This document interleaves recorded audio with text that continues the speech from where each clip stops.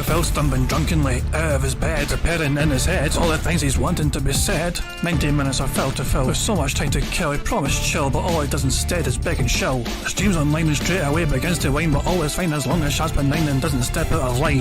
His content's immature for all to endure like fresh manure, but I feel sure he ran straight to feeling so insecure. The money earned from yesterday was withdrawn and long gone, as Phil spending impulse is always had to stay on. If supports are also slow and stays so low and fails to grow, you never know, the show may turn into an easy bingo. One ticked off across the board with charge to what because the squad can't be ignored. Just how much DSP makes us feel so bored to help us fight or sleep and try to keep alert to watch a creep who play bingo, but Phil will bitch and why his sheep are also cheap. While DSP is chasing green, we're seeing green across the screen as Phil's routine predictability rivals are so machine. It's not in burp and leaning ban, it matters not if actually fun. His child's can't see if flowers make him feel less of a man. Takes a drink and starts his like before lunching into a big pretending there for bills when truth is dead to buy a wrestling JPEG. Talks about his shitty life of college cat and fatty life and all his strife while forgetting that it's unwell and they were rife. With drama he will react but isn't act, that is a fact as he rehearsed to be exact in how he felt he was attacked. He's nearly over it and a win is in sight, with what to white despite Phil's light that tips were not white. We'll say alright it is okay and now it's time for Phil to play, but first he'll say that tips will help from being off the other day. And with those words we win again, it's never if but always when the game is won. Thanks to that we made it to the very end.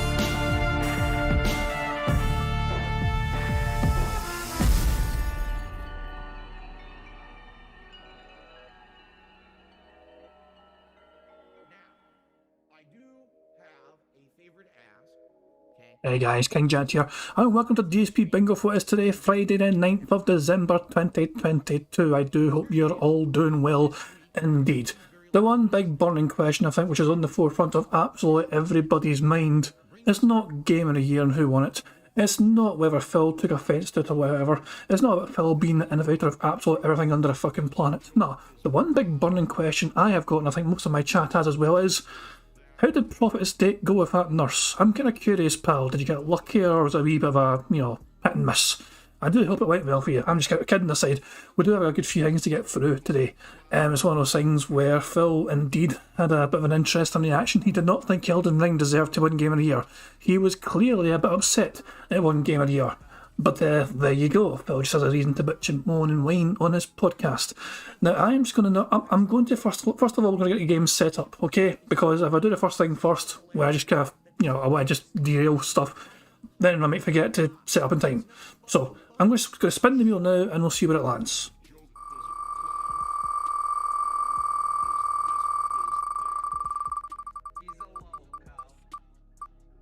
Meaningful. Beautiful. Oh, this is going to be a special game indeed, guys. Meaningful is what we're going to use to pick our card today. This is going to be one of those games, I think. Ah, fantastic stuff indeed. The chosen card is jiggity. Jesus Christ. Money, yeah. Money, oh, money, yeah. Money. Thank you very much to Profit for a super chat. It says, smell my fingers. Well, I guess that's how his date went, I guess. Unlucky, pal. There's always next time, there's always next time. It's a shame you kind of had to rely on your fingers just to make yourself feel a bit better. But it is what it is, you know what I mean? Each to their own. So yeah, unlucky, pal. Better luck next time. So, we're going to pick a bingo card. Meaningful is the word, the criteria we're going to use for this card. So we need a number between 1 and 213. The first number in chat I see between numbers 1 and 213, which contains the number 8, will be the card I pick for today's game.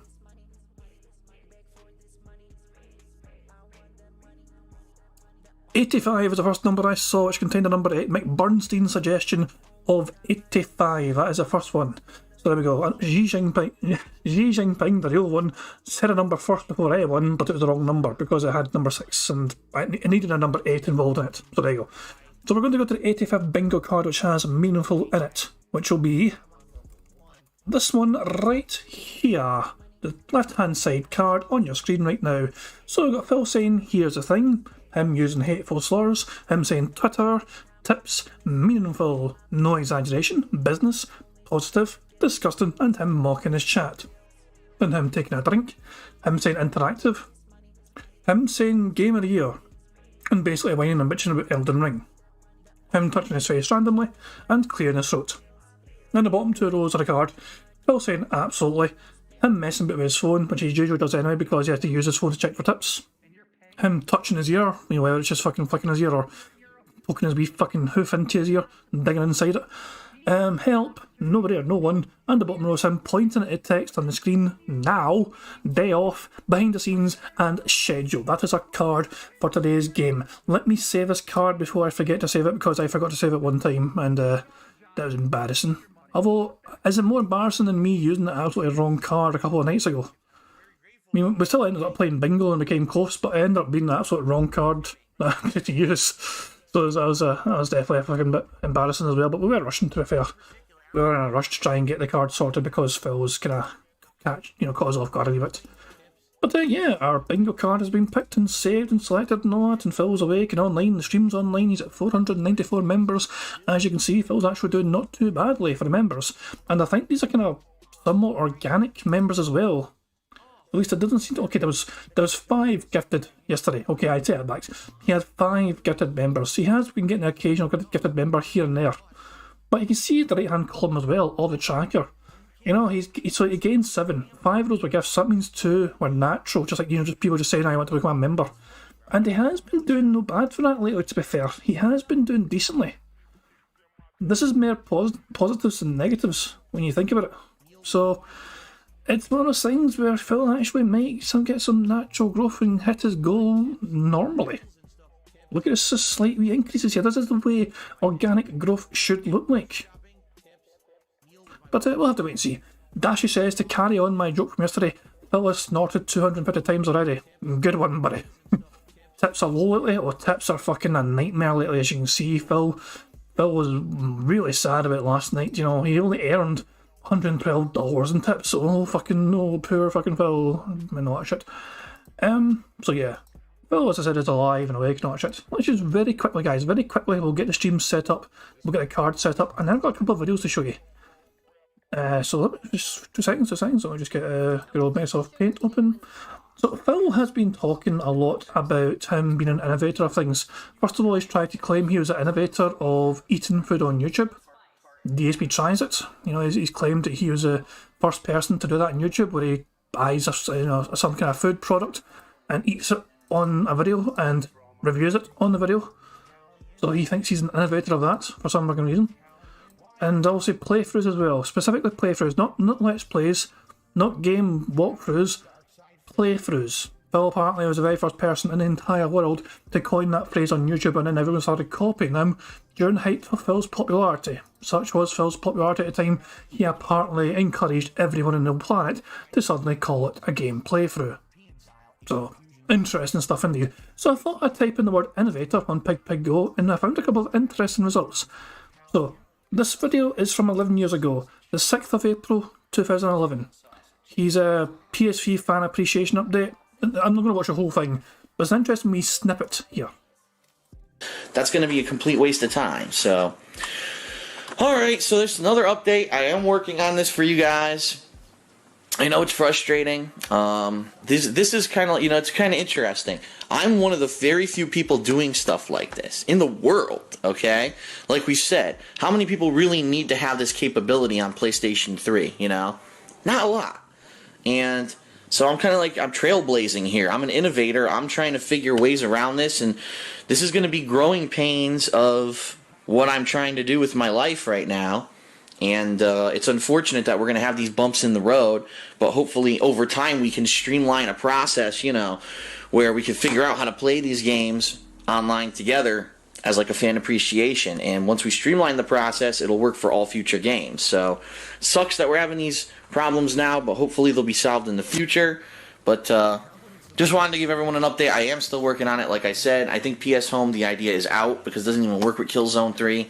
And unfortunately, I cannot create a new PSN ID. It would not work for either of these games, so it's looking like it's going to be worst case scenario. But there's nothing you can do about it, That's his life, So yeah, Phil was the innovator. No one else was really doing it in the whole world, apparently. And he was talking about, I think the main gist of it was he was talking about playing games with his fans. Fan appreciation, as in he plays the games along with his fans. Of course, these days Phil doesn't do it anyway because he thinks it's a waste of time, because there's not enough interest in it, plus he would not make enough money doing it. So, at least that's his claims anyway, his reasons why he doesn't fucking do it. There's one more thing where Phil claims, he talks about innovators, right? This is an interesting one. Phil made this video on the 1st of February 2016. Phil reacts about the Fine Brothers. And he had a live counter on the fucking video. I think he did stream this as well, technically. But it was a live counter when Phil was doing it at a time while he was talking about the Fine Brothers. So who are Fine Brothers Entertainment? Well, they're two guys. Yes, their last name actually is Fine. And they are two brothers who have really capitalized on the big hit sensation on YouTube, React videos. Now, the Fine Brothers didn't originate React videos. Let's face it, people have been making reactionary videos to several things since over a decade. I remember back when 2 Girls 1 Cup was something huge on the internet, and they react videos to that, right? That was well before the time of the Fine Brothers. So by no means were they the creators, the innovators, or anyone who actually had to do with the original idea behind reactionary videos. No, also, this is not Phil talking about him being an innovator or anything. I just thought this was an incredible example, and it's kind of an example that it might introduce you as to why Derek became a fan. This might have been the very video that Derek saw Phil make and thought, you know what, I'm going to follow this guy forever now. This guy is going to be my go-to content creator because he talked about 2 Girls 1 Cup one time. And he introduced me to that sort of world. However, they found a way to find a corner in the market by which they could make it huge, and they've been very successful. So just how did the No, so this is obviously not actual live. This video had editing. See that jump cut there? This video had Phil edit things. So he recorded himself talking about the Fine Brothers while he had a counter going in the street in the corner the whole time, the live. Because the Fine Brothers were fucking in hot water, their subs were plummeting, and Phil tried to capitalise on this by just essentially talking about. This is Phil's early attempt at talking about a React style video. That's essentially it. He's using his YouTube guy voice exactly. So this is an actual recorded video with actual editing. And yeah, I just thought that was a really funny fucking example. Let's see if there's any more. Very quickly, first we go innovator. Let me think. Any more innovators here? I'm looking for older examples. What's this all about? What's this one all about? 2 things. Let me rewind, just like 10 seconds or 15 seconds. It's not, this issue against this issue, or, this important thing that will improve our country against this important thing that'll improve our country. It's 2 completely stupid fucking things that people are voting for or signing with. It doesn't make any sense. I don't care about Donald Trump being on reality TV, being a businessman. I want to know what he's going to do for the country. I don't care about Hillary Clinton being a woman and all this shit, an innovator. Just tell me what you're going to do and sell me on it, and then you'll get my vote. But none. Okay, so that's why I said innovate. So I searched Pipe Go for the word innovate, or Phil to sort about himself. I didn't expect that random fucking political take. There we go. Mr. I don't do politics with that fucking, hot political take of I don't care about these bastards. I don't care about their genders. I just want to know how they're going to make my fucking life better, which is generally what politicians, that's what most people should be asking politicians anyway. Like, how's it going to, I said people should vote most of the time. These days, there's a fucking point to that. People don't generally vote for what makes their own life better, but just instead of, it's like, I need to stay loyal to this party. And say, what are they promising you? I don't know. I'm gonna stay loyal to the fucking party, but why? What are they gonna give you for it? I was like, I don't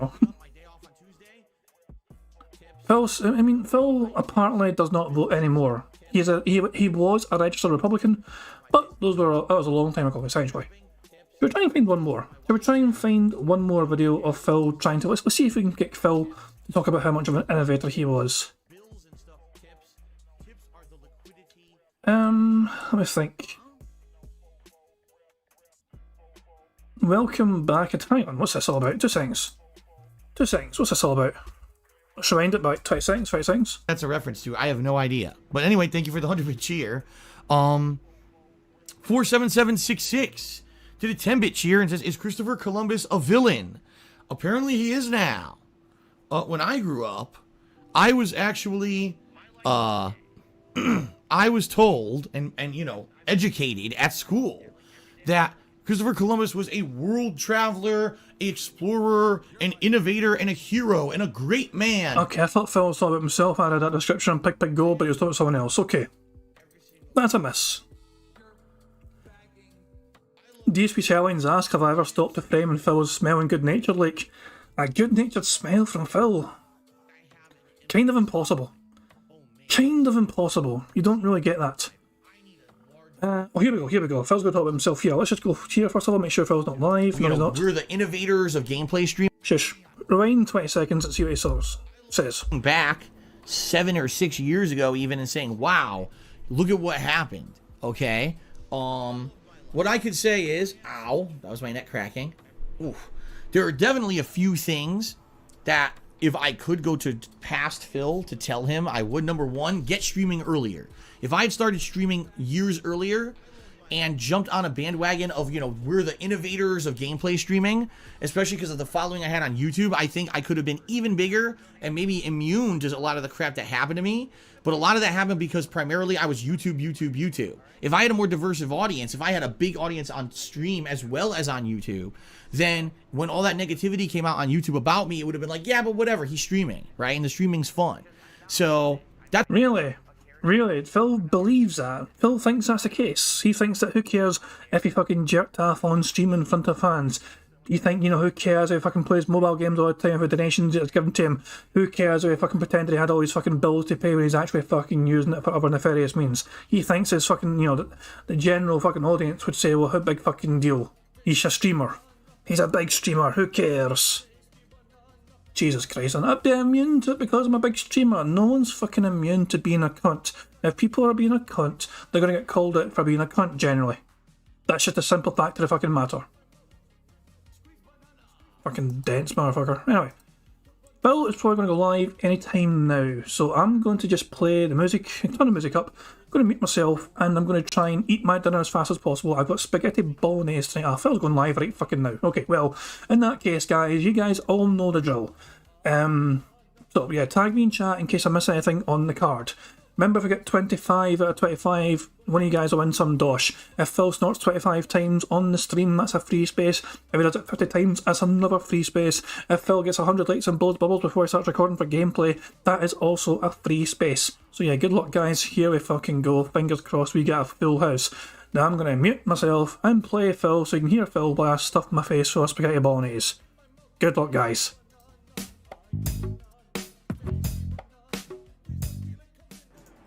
Good morning, everyone, and welcome to the Level 1 Podcast.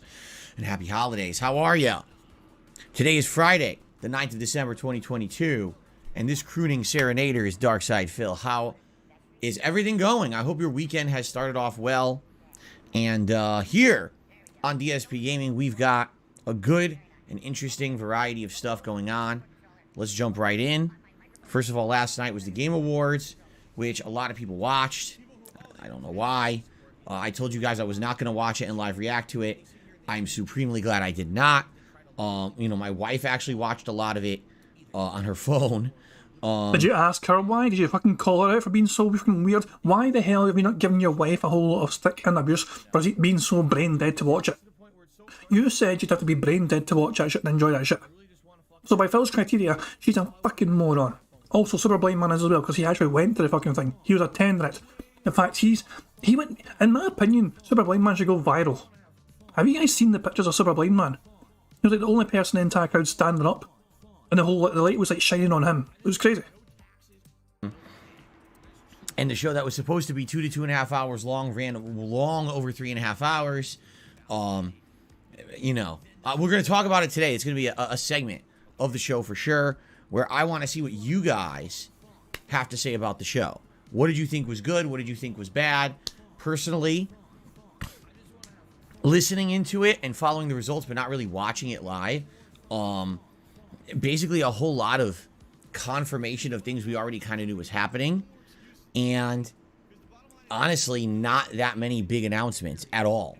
When you're watching the Game Awards, you're expecting giant blockbusters, and even Jeff Keighley had been posting up, oh, thank God, nothing had been spoiled. Things were definitely spoiled. I mean, one of the biggest announcements was the release date of Street Fighter 6, which was already leaked on the internet the day before. So, I don't really know, exactly what the point was of watching the thing live. Just being honest, I'm actually really glad I did not rearrange my schedule for the thing. And then, of course, there's the whole Game Awards themselves. What games won and lost, and we'll talk about that. I'm sure you guys are going to direct the conversation today when it comes to the Game Awards. Because to me, I really feel like it's kind of a fluff show. It's definitely for the industry to advertise. It's for the industry to, stroke their own egos. And the Game Awards are not official. And what I mean by that is, just because a game won an award doesn't mean it's actually the best game in its category. That's just the opinion of a bunch of games journalists who a lot of the times we disagree with anyway, right? So it doesn't really matter. And that's why I didn't really care about watching it live or live reacting to it. Is a whole lot of 3.5 hours of wasted time, in my opinion. But a lot of people disagree. So we'll talk about it today on the show. It'll be a big segment here today as we cover all the happenings of the Game Awards, all right? So that's one major topic of discussion. Also, over this weekend, we got a good variety of stuff. Today, it is my agenda right here on DSP Gaming to finish the Callisto Protocol. And I don't know if we're going to finish it on this stream. I don't know if we're going to need the late stream as well. But I want to finish the game because we got new games coming out Tuesday. And you guys have the desire to see me start playing newer games. Basically, you've also very successfully campaigned to have Pokemon Scarlet return back to a daytime stream. And for that to happen, we needed to finish up what I was doing and shuffle the schedule around a little bit to make it work. So Callisto has to conclude today. The good news is we're 11 hours into Callisto. Reports are that it's anywhere 10 to 15 hours long. Well, I'm already more than 10 hours into it, all right? It was weird because at the end of the last stream, some people were like, oh, Phil's about to beat it. And others were like, nah, Phil's a few hours out. Like, how can I either be about to beat it or a few hours out? I swear people basically just have a lot of weird misconceptions about time when it comes to length of games. Yeah, how much is left of the game? Are there several chapters? Is it one chapter? Am I in the final chapter? Are there bosses coming up? Are there not? Are there gauntlets? Is there story? What's happening? Right? Oh, he's going to beat it in 10 minutes. He's going to beat it in 10 hours. So anyway, that's why today, not knowing how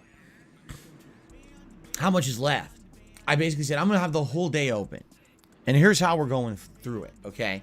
So, the first stream of gameplay here today is the Callisto Protocol. 3 hours. If we beat Callisto Protocol on the first stream, delightful. Alright? If we have enough time, I would actually like to formally review it. Now, I know that's weird. I almost never formally review a game. I only formally reviewed one game so far in 2022, and that was Elden Ring. But I feel that this game was controversial enough.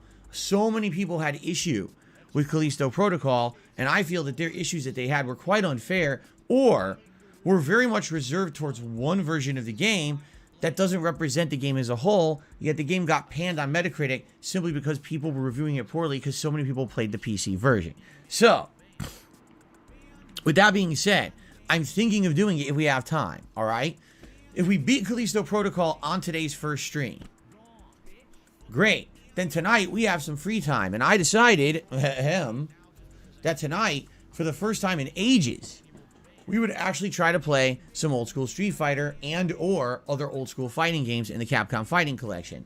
For those who don't know, the Capcom Fighting Collection was released earlier this year around June. It was a collection that contains versions of the Darkstalkers franchise, versions of Street Fighter 2, and some other games as well, notably Super Puzzle Fighter 2 Turbo. And actually it does have that, but it also has Gem Fighter Minimix. This is a game that I tried to play consistently for several months. So I played it like June, July, August, all the way through like September into almost October. Eventually I had to drop it, and there was really two reasons why I dropped it. The first was that we were getting into the busiest gaming season of the year, and I just needed that opportunity to take that time. Excuse me, I gotta sneeze.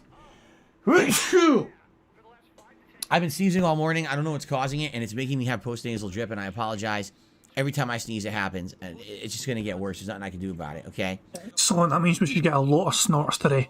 This is good news for us. So, I needed the opportunity to use my time more wisely and play the new releases. If I was going to play fighting games like this every week, I was going to run out of time to basically be playing the newer releases. And so basically when the Street Fighter 6 beta came out earlier this year, after that I cut off playing old school Street Fighter and I just focused in on the new releases that were coming out. So Friday Night Fights went on hiatus. In fact, for a while it became Friday Night Firefights, where I was playing Call of Duty instead. Then, the other factor, which is, I say, just as big as a factor as anything else, people weren't really playing it anymore. The collection had only been out for like 3-4 months, if that, and it was essentially dead. Like, people had just kind of stopped playing it in general, and it was kind of weird that that had happened, but not shocking. Capcom absolutely positively botched the collection. When it launched, it didn't even have the ability to see the connection quality of the person you were trying to play a match with. And it was too expensive, and it didn't have crossplay. I mean, I could go on and on. It had a lot of features that should have been in there that were missing. So a lot of people were like, it's too expensive at launch, you know, hold off, and we'll get it later. Well, Capcom never dropped the price. It remained a full $40-some for like 4 to 5 months. It wasn't until finally, about October-ish, they dropped it to $30, and it wasn't even until Black Friday, that's right, the end of November, you're talking 5-6 months into a game's life cycle, they finally dropped it to $20. The game wasn't even worth $20, you know, for what it was. So, yeah, the game's died, and it was very hard to maintain even a weekly stream of it. I was one of the few people trying, and I even was posting up to Capcom, because Capcom was trying to advertise this game on Twitter, and every time they tried, I would respond and say, hey, just so you know, the game's dead. You're advertising a dead game. No one plays this online. I try every Friday night. I'm one of the few people who streams your game. No one plays it. We need help. You got to reinvigorate this community. Make it cross-platform. Do this, do that. They ignored me. So, this has been on hiatus for a while now, probably about 2 months. And since it went on sale about a month ago, I'd like to maybe see, as a one-off tonight, can we actually find anyone to play it? If we can, great. All right, if not, then we'll probably just turn it into an open Q&A session where I'll try to find matches. If we don't find one, we'll just talk. Okay? We haven't done actually just an open Q&A in a very long time, so that would be perfectly fine in my opinion. But the thing is, we don't know if we're going to beat Callisto Protocol on the first stream today at all. What if we don't? What if we get 3 hours in and we're still not done? Well, then tonight on the late stream, we're finishing it. And we'll have the conclusion, and then I will formally review it on the late stream. So, one way or another, today, the Callisto Protocol concludes. If we have time, I'll review it. And if we have extra time tonight on the late stream, Old School Street Fighter will return. Sounds good? That's today's schedule. I need to blow my nose quickly because I sneezed. If you can, just saying. You know, I know some people are super chatting or whatever. That helps long term, but right now I really can help. Tomorrow's my day off. The tips I'll have for my day off, you see. Ugh. And it starts to click, you know, if someone just keeps saying sorry when they do something, they're not really apologizing. Okay. Right? If apologizing isn't just words, it's I will not do this thing again because I feel bad about it. Much better. Doing the thing it's not actually an apology. Now, tomorrow, Saturday, the 10th of December, correct? Your wishes are granted. Your holiday request is my command. Tomorrow, Pokemon Scarlet returns to the daytime streams for the first time in 2 weeks, okay? 3+ hours of progress in Pokemon Scarlet. I certainly hope that those of you who like the Pokemon playthrough and those of you who were here for those first 4 streams of Pokemon Scarlet and you absolutely loved having it as the daytime stream will be here tomorrow. Because when we had Pokemon Scarlet as a daytime stream, attendance, engagement, and support were really good. It was one of my best received playthroughs that I'd done in a while. Doing better than God of War Ragnarok. Hell, doing better than pretty much anything else I was playing. Okay? I never foresaw that happening, and I certainly didn't see so many people being disappointed when the game got moved to a late stream like it did last week. So I listened to your feedback, and it comes back tomorrow on the main stream. Alright? And all that comes with that, because as we head further east in the game, we're going to take on further gyms. We're going to take on Titan challenges. There's a lot to do. In fact, I think we were looking at it was like there's a Titan challenge and a gym, and then maybe another base. There's all kinds of stuff in the general vicinity of where we're headed. So in a 3-hour stream, we'll probably get a lot done tomorrow. It should be a really fun session. So I hope you'll be here tomorrow if you can be. Okay? Cool. Then, tomorrow night, it is more Call of Duty Modern Warfare 2 Warzone. I played it last night, and I feel like I'm getting better, even though I know I still suck at it. What's funny is, playing it in the basic way that I used to play Black Ops 4 Blackout, I'm basically making top 10 regularly. Last night, twice I was in the top 10. Twice. Not once. Twice. And just using basic gunplay mechanics, I'm winning in the gulag. It's just, it's remarkable that people think this game is good. I never played it, and I'm actually like doing decently at it, which is stupid. But anyway, the thing that's killing me is I don't really understand the better guns. I don't understand the end game strategies. And last night, for the first time, I'm such an idiot, I got a loadout at the very end. I was like top 15. I landed on a rooftop. There was a loadout there. I grabbed my loadout, okay? And I stupidly didn't even remember what the loadout was, and I ran down to get into a firefight with a semi-auto gun, thinking it was full auto. I fired one bullet. I'm like, what happened? And then I died. I was like, I'm so stupid. But anyway, the more I play, the better I do. And I think that's also going to be even more consistent. The more I play this, the better I'm going to get at it. Eventually, I probably will end up getting, you know, maybe even winning a match. Who knows? Not that it's a big deal to me. But you guys seem to be enjoying it. You guys are showing up for Warzone. You guys are engaging during Warzone. And to some extent, you guys are supporting Warzone. It's not a terrible stream. The support's decent. So, as long as that stays consistent, I'm okay with keeping up Warzone on the late streams like you guys want. Alright? So, let's keep it up. Let's see how it goes. And Saturday night is the next session of that. Okay? Now, Sunday, there's only one stream. God of War Ragnarok. Only on the first stream. Why no late stream? Because I have to film the private patron react videos for this month. Patrons pledge to my Patreon at patreon.com/darksidephil. They requested private videos. I have to make them. If I don't make them now, I'm going to be in a lot of trouble. Why? Because the next weekend, it's the Street Fighter 6 Wave 2 beta, and I'll be playing it all weekend. The weekend after is the Christmas weekend events, including my Christmas Marathon on the 23rd and the WWE 2K22 King of Christmas Tournament sim matches on the 24th. And of course, I'm taking Christmas Day off on the 25th. So with 2 weekends basically being taken out of the regular rotation of gameplay, how in the holy hell am I going to get these videos done? Right? So I got to do them sooner rather than later. So definitely Sunday night, I'm taking the whole night off to film these videos. Now, if I can get them all done in one sitting, that would be great. But there's no guarantee that I'm going to, all right? So then on Monday, the main stream again will be Pokemon Scarlet. Great. And if I need to, I'm going to take Monday night to also film private react videos for patrons and finish them off. But I don't know if I'm going to need the second night or not. It really is going to depend on how the first night goes, okay? So we'll see. We'll go from there. And we'll, you know, how many videos, how much time can they be? So let me think about this. I know Slayer has 2 this month. That's for sure. I know there's another person who has one that's going to be around 30 minutes. And then actually there was someone who last month had paid for one, but it was after the fact that I'd already filmed last month. So I owe them one. So that's 4. And then there's another one that just can't come in. So there's 5, okay? And if you do the math, if they're roughly all about 20 to 30 minutes, that means it's going to take me about probably 2 to 3 hours. So if I can get going by, say, like 6:30, 6:45, and I can film straight through the night to like 9:45, 10 o'clock, I could probably finish them all on Sunday night. But it all depends because, you know, I'm going to be pausing. I'm going to be commentating. And you never know when you're watching a video. A lot of these, I don't even know what they are. So you watch it, it's like, it could be something you just keep playing, and every once in a while you toss in a comment here or there, or it could be something you want to pause and analyze and talk. So it all depends. That's what I mean. Like, I don't know. If we end up having a video or two that ends up being really long, then I might not finish and I might need Monday night, you know. We'll see, okay? So anyway, yeah. So Monday night is up in the air. Now, if I don't need Monday night to do the private react videos, then likely Monday night we're going to do more Warzone, all right?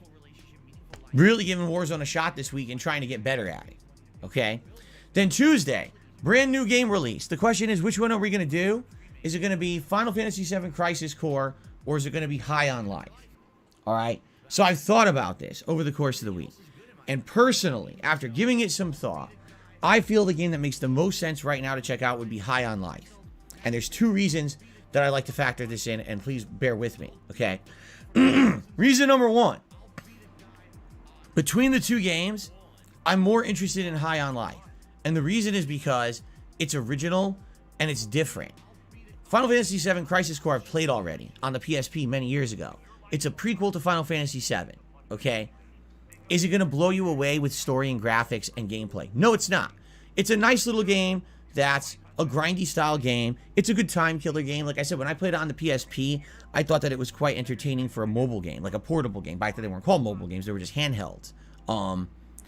But what I was always saying was, would Final Fantasy VII Crisis Core translate that well into a full console game?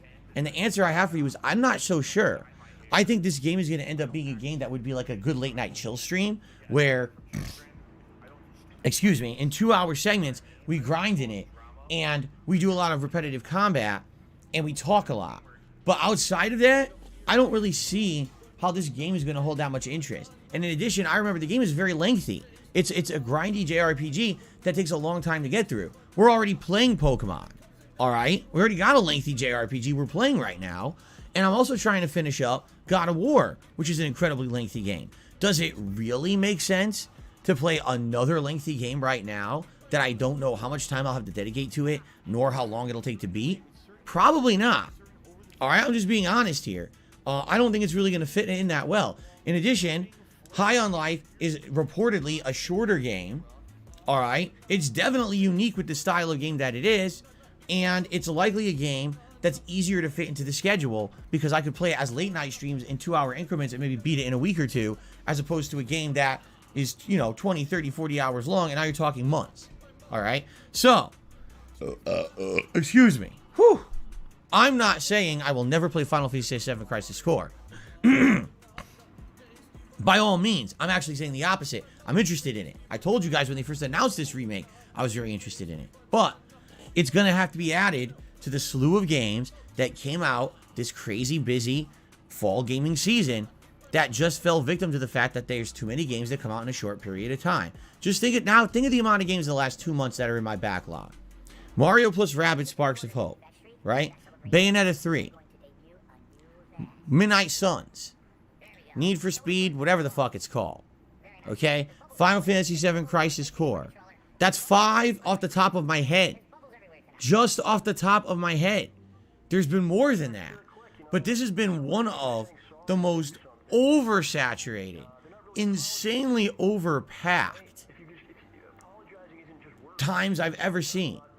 And every time that I skipped a game, people got upset with me. And there's nothing I can really do about that. Again, when there's this much coming out in a short period of time, and when the games coming out are so lengthy, there's not much I can do. Okay? And it's kind of funny because some of these games are already on like big sales. Yeah, like one of them, I just saw an ad and one of them has already dropped $20 in price. I forget which one it is. Evil West I skipped as well. There's a 6th one. There's a 6th game. I can keep going. There's probably like 10 games that I just skipped that, how was I supposed to play them all? They're idiotic that they release all their games in 1 quarter. Like, how stupid can you be? Pretty stupid, apparently. Because every game now comes out either last quarter or first quarter. Anyway, so that's what I think I'm doing. Starting this Tuesday, first stream will be High on Life. And then Tuesday night, I will leave up in the air. Would you guys like to see a late night stream of God of War? Would you like to see a late night stream of Pokemon? Right? What would you like to see? We won't do Warzone, because Warzone likely I would have been done on Sunday or on Monday night again. All right? But we'll probably do, something new. Or something, some playthrough that's ongoing. We'll do like a one-off night stream of it to get a little bit extra advancement in it, okay? But the question is, what do you want, okay? So, think about it. And we'll either, I'll be asking during the day, over the course of the next few days, see what you guys want for Tuesday night, or maybe I'll do a poll. We'll think about it, okay? Now, one other thing. This is your last chance to nominate games for the Christmas Marathon, because over the weekend into Monday, Tuesday, I'm going to be closing off the nominations thread. and I'm going to be tallying up your nominations and making a poll based on the games that were most nominated for the Christmas Marathon event. You guys will be voting for the next week on that. And whatever games got the most votes will be the games that I play during the Christmas Marathon. So if you have not, no, I don't have anything on the side of my mustache. Look, there's nothing on the side of my mustache. Anyway, if you have not yet nominated games, I have no idea what you're waiting for. The nominations have been open for like almost 2 weeks. Please type !Christmas into the stream chat, jump in there and nominate, or go to the main channel page of DSP Gaming community tab, scroll down a bit, you'll find the community post that you can post up the games you want to see during Christmas, okay? Also, if you're a member of this channel, all 494 of you, and growing, by the way, you also had priority to nominate games for this event, and the members themselves are going to get a game played during the Christmas Marathon, all right? So if you're a member and you haven't yet, go to the community page here, community tab of DSP Gaming channel, scroll down, there's a members only poll, please nominate, and what I'm going to do is tally up those games, the games that's the most nominated in that thread will be played during the Christmas Marathon. Not even a poll, it's just right off the bat, whatever has the most nominations will be played during Christmas, okay? So there you go. The only other last thing I'd like to talk about before we get to the Game Awards is, once again, I'd like to redirect your attention to the members goal for the month. And I'd like to say thank you, because we have seen some members goal growth in the last couple of days. We've had some people becoming members and some people gifting memberships to the channel. So thank you very much for that support. If we hit 575 concurrent members at any point during the month of December, we are locking in to the Viewer's Choice event. The Viewer's Choice event is when you guys nominate and vote for a game that becomes a full playthrough here on DSP Gaming. And previous playthroughs have been so cool because they've exposed me to video game franchises and IPs that I didn't even know about, like Persona or Yakuza. Sometimes it's classics like Super Mario Sunshine or the Spyro the Dragon games or Crash Bandicoot games. Sometimes it's games from my past that you guys wanted to see a really awesome modernized playthrough of, like Fallout New Vegas or Skyrim, okay? So we've seen tons and tons of awesome playthroughs. Money, yeah, yeah. Money, money. Oh, money, money, yeah, yeah. Money, money. Thank you very much to Black Mage. Super chat, it says, I am here now and very stoned. I think you would need to be to actually fucking endure this shit, to be honest. I'm not gonna lie, I'm not really been paying too much attention to the things Phil was saying, more like the things he's doing. We've got a free space already in the bingo cards because Phil's already snorted 25 times. Also, we've got quite a lot of the action things out of the way. You know, he's touched his ear, he pointed at text, he cleared his throat, he touched his face, not, you know, so all these things have been ticked off the board as well because I saw Phil do it. What's he been saying? Not entirely sure. I'm just listening out for the buzzwords on the card, you know. He said absolutely positively together, so that was 2 in 1 right there. We're doing quite well for bingo cards so far, and we've not even got into the Game of the Year awards yet, which will get Phil a bit salty and toxic. I am going to go, it's early days, but I'm going to go 1.25 speed. That's not 1.25, there you go, 1.25 speed. We're going 1.25 speed, although I'm not too far behind Phil. I'm much like less than a minute, I think about a minute behind Phil. So we might catch up to real time, but usually we don't. But I usually don't actually activate 1.25 this early on, so we'll have to wait and see what happens. Okay, so we've seen tons and tons of awesome playthroughs been made as a result of the Viewer's Choice event. So, if you're not a member, what are you waiting for? Please consider becoming a member. You get so many benefits. Please maybe renew a membership that lapsed, or 'tis the season of giving. If you want to help out your fellow viewer, if you're feeling holly and jolly and you're feeling very generous, you can gift some memberships to others here on DSP Gaming. There's hundreds of people sitting around waiting to receive your generosity here during this holiday season. And let me tell you, they're going to be very appreciative if they get a gifted membership. All right? So, thank you in advance to anyone who gets involved with memberships in any way. Now, there actually is a Tier 2 membership goal, but being that we've had slow going this first 10 days of December, I haven't really discussed it. The Tier 2 membership goal would basically be 50 more members than this, and if we hit that, then we're actually going to do a special React event as well in January. All right? What would it be? I don't know, because we didn't really talk about it yet, because we didn't hit the Tier 1 goal yet. But basically, it's been kind of slow going, which I understand, but usually, historically, December is the month where I get the most gifted subs or memberships because it's the holiday season. It's always been this way. So let's see what happens, and we'll play it by ear, and we'll go from there. Fair enough? Okay, there you go.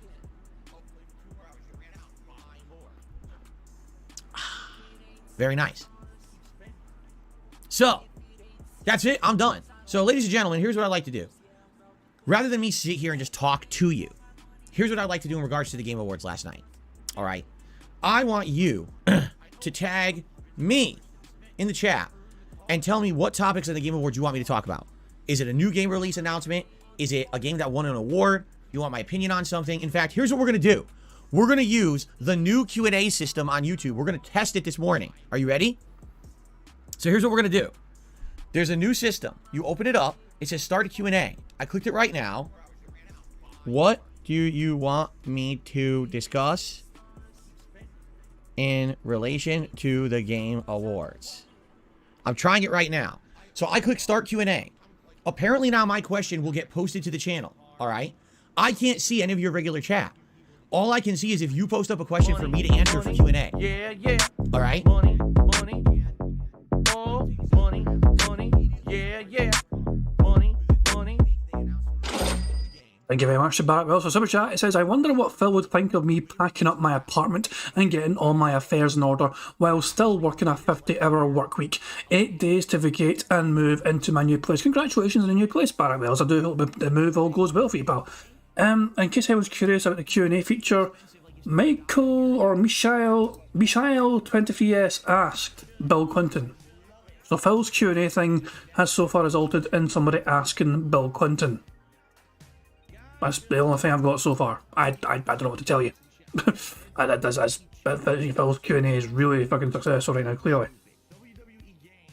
So, we'll have to wait and see how Phil responds to fucking Bill Clinton. All I can see is if you post up a question for me to answer for Q&A. All right? So, the first thing that just happened, Mishael says Bill Clinton. Okay? Now, hold on a second, because I want to see what happens if I report, select question. So I've selected Bill Clinton. All right? Bill Clinton is a former president of the United States. He actually served 2 terms during the 1990s. Most notable achievements were playing the saxophone, having a cat named Socks, and getting involved in a sexual scandal with one of his interns. Okay? Like, seriously, that's what the guy's remembered for. But why are we talking about Bill Clinton in relation to the Game Awards last night? Because at the end of the night, a mysterious person, all right, who no one knows, during the acceptance speech for Game of the Year, snuck on stage along with a group of game developers who were accepting the award, and after they were done accepting the award, okay, he grabs the microphone and says, Orthodox Rabbi Bill Clinton. Everyone looks at him and says, what is going on?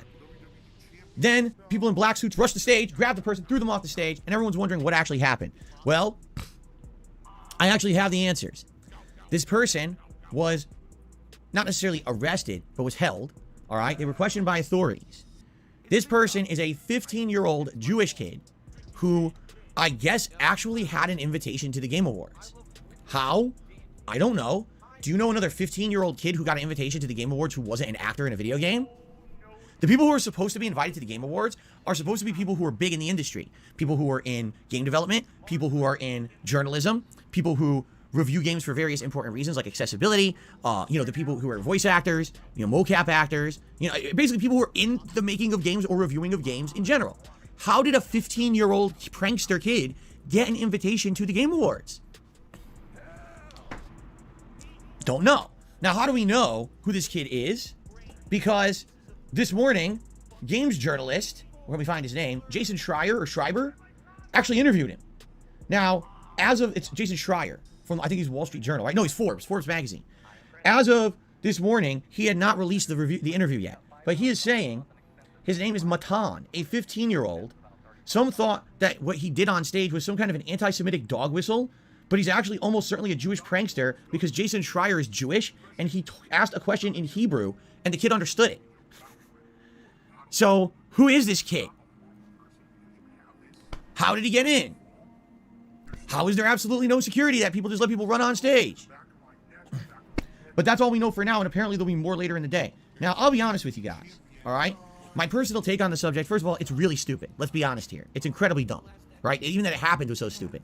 But does it make sense for us to give it as much attention as we're giving. It was something dumb. It was equivalent of like fucking someone, Baba Booey, Howard Stern's penis, and then jumping on stage, or, you know, getting on a phone call that's on a news show. Like, who cares, right?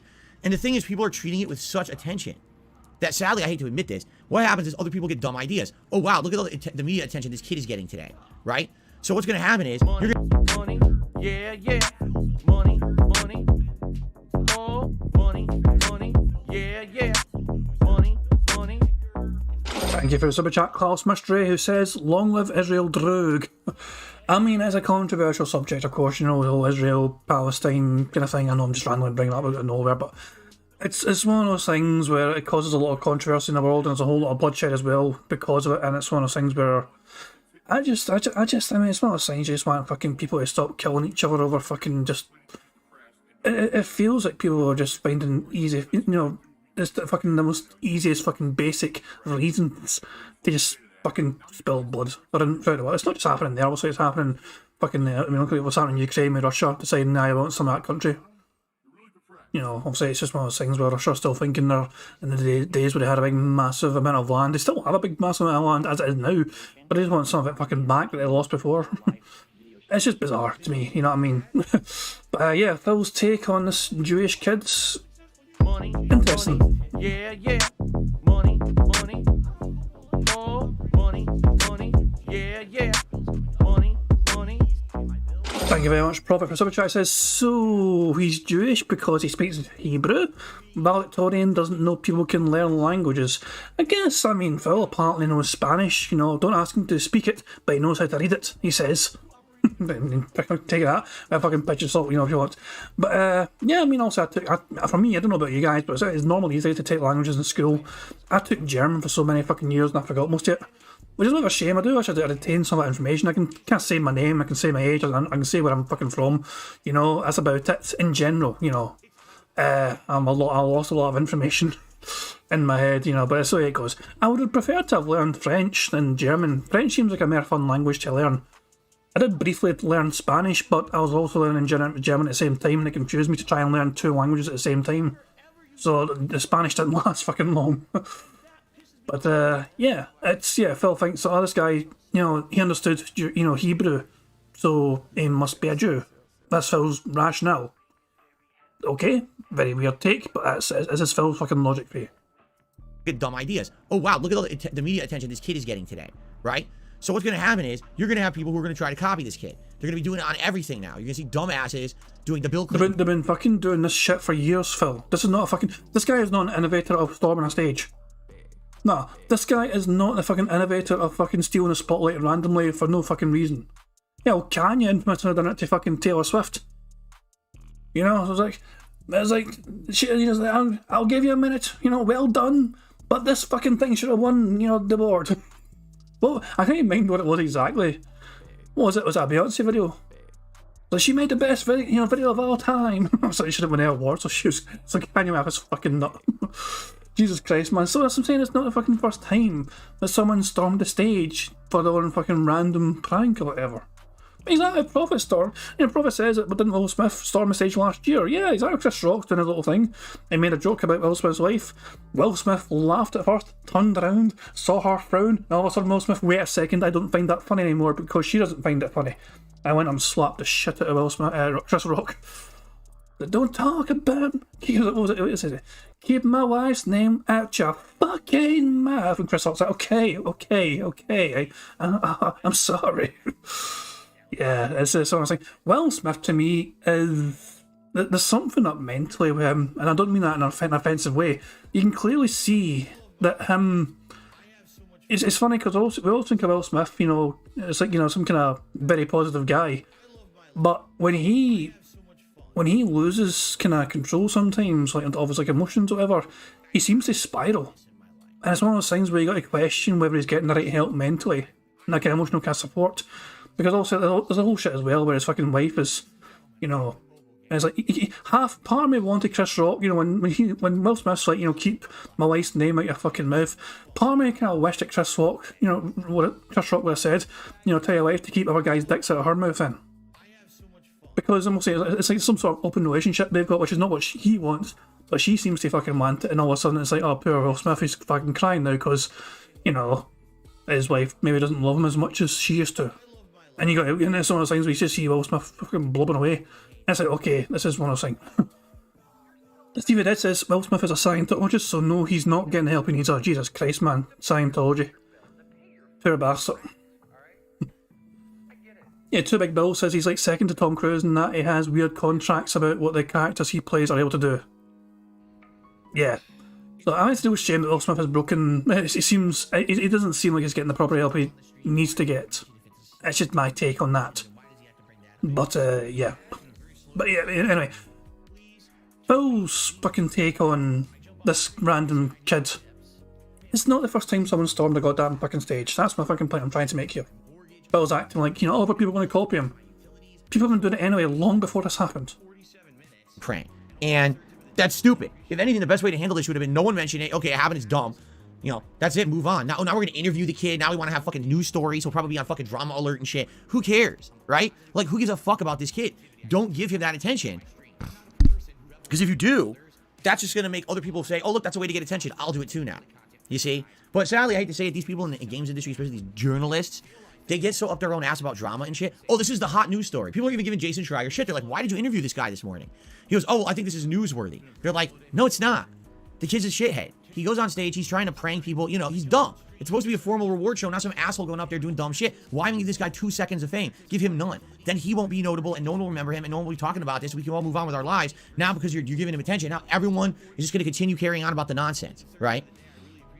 So basically, I see both sides of it. I do think it's really stupid. And yes, I think the Game Awards now, sadly, here's the thing, okay? People basically like to think the world is this crazy safe place. It's not. People are nuts. People don't do dumb shit. If anything, what we saw a couple years ago during a time period when COVID was rampant, Black Lives Matter was going on, there was riots all across the country in the United States, no one is safe. It's this weird misconception of safety.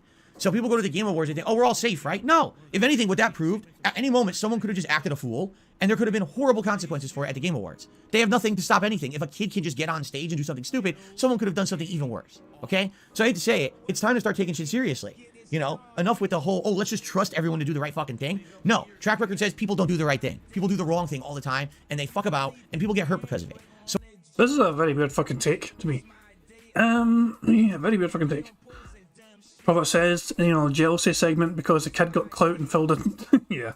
Barrett Wells says last year DSP was sucking Jeff Keighley's dick over the Game Awards, and now we get this. He's regressing into himself. Pretty fucking much, aye. Money, money, yeah, yeah. Money, money, more money, money, yeah, yeah. Money, money. Thank you very much to Klaus Mystery for a super chat, who says, help! I cannot help you, I'm sorry. I'm trying to find this picture from the fucking... Give me a second.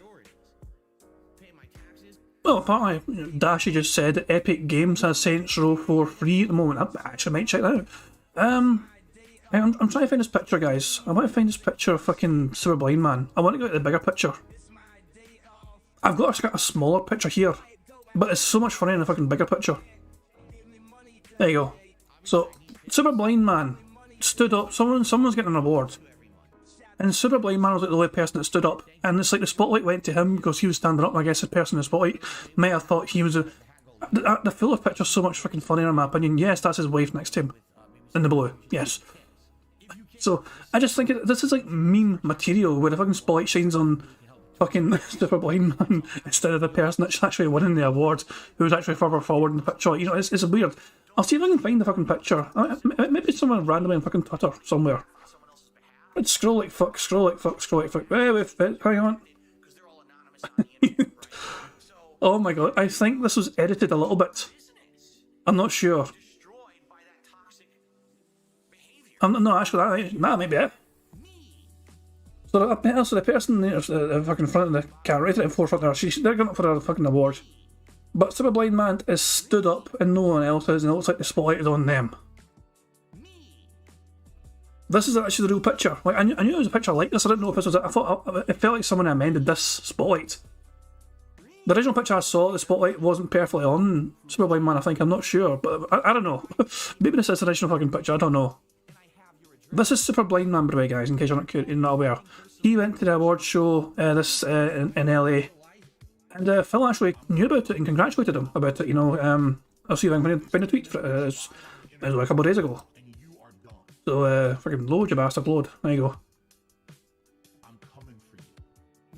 Money, Here we go. money, This one. yeah, yeah. Money, money, oh, money, money, yeah, yeah. Money, money. Thank you very much to Lois X9 for his chat. It says he's making excuses why he doesn't go outside. Pretty fucking much, aye. Oh, it's no fucking safe. It's anyone at any time could try and fucking kill you. I mean, so could fucking, you know, diseases in general. You can fucking you can be a fucking hermit all you fucking want, Phil. But you can get fucking, you know, a heart attack because your fucking unhealthy lifestyle. So yeah, it's one of those things. But yeah, so Sorry about man a couple of days ago, coming at you live from a hotel room in LA. Wahoo, we have arrived. And Phil saying, hope you both have a great time. And then he fucking shits on anyone for giving the fucking award show any fucking notice whatsoever. Yeah, fucking little bit of double standards there in my opinion. Double standards from Phil. Fucking hoping that, Super Blind Man, whose real name is Brandon Cole, has a good time, and then he's like, yeah, fucking must be a moron to, pay attention to that shit. To me, it's come across as quite hypocritical double standards from Phil, but it is what it is. But yeah, bottom line is, this fucking picture is meme material in my opinion. This is like, it's like, what the fuck, this person's getting an award, but the spotlight is on Super Blind Man, the only person in the entire room, really, in the audience there that is standing up. The spotlight shines on Super Blind Man. Fucking glorious stuff. Yeah, legitimately a person who stood. One of our person standing up. Oh my god. I wonder if I'll mention Super Blind Man. It'd be funny if it did. So enough is enough. Next year at the Game Awards, have fucking real security, have people paying the fuck attention, and don't let 15-year-old kids into your fucking show.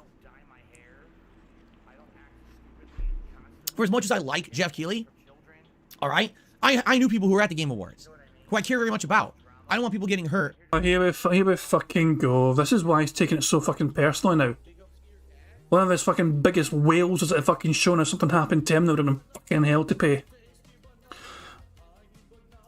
Because people think that this is some kind of a safe world. It's not. Fuck off. Time to grow up and wake up. It's not safe. Anyone could have gone in there and done anything if a kid got on stage. Time to take it seriously like everything else on this planet and stop fucking about. Okay? That's my take on it. Fuck this kid. Give him no attention. Let's start being adults now and actually making it so that people can't just do whatever they want. Okay. Let's select another question here. From Kuyare. Now, hold on. I scrolled off the screen. I was about to select this question. So here's how this works. This is quite interesting. So you guys are selecting questions for me to answer. I get only a screen of your questions. That's all I see. I don't see any of the live chat. All I'm seeing is your questions right now. Okay? So I can actually handpick from your questions which one I want to answer, and I can paste it to the stream. Do you guys see that? I can't see your response, but what's supposed to happen is I'm selecting a question, and they should paste it at the top of the screen, and then I answer that question so you know what question I'm answering. Okay? So this question is, do you think Death Stranding 2 will be more of the same, or will Kojima change it up and stray away from that walking simulator style game? Personally, I felt Death Stranding was one of the best stories I'd ever experienced in a video game.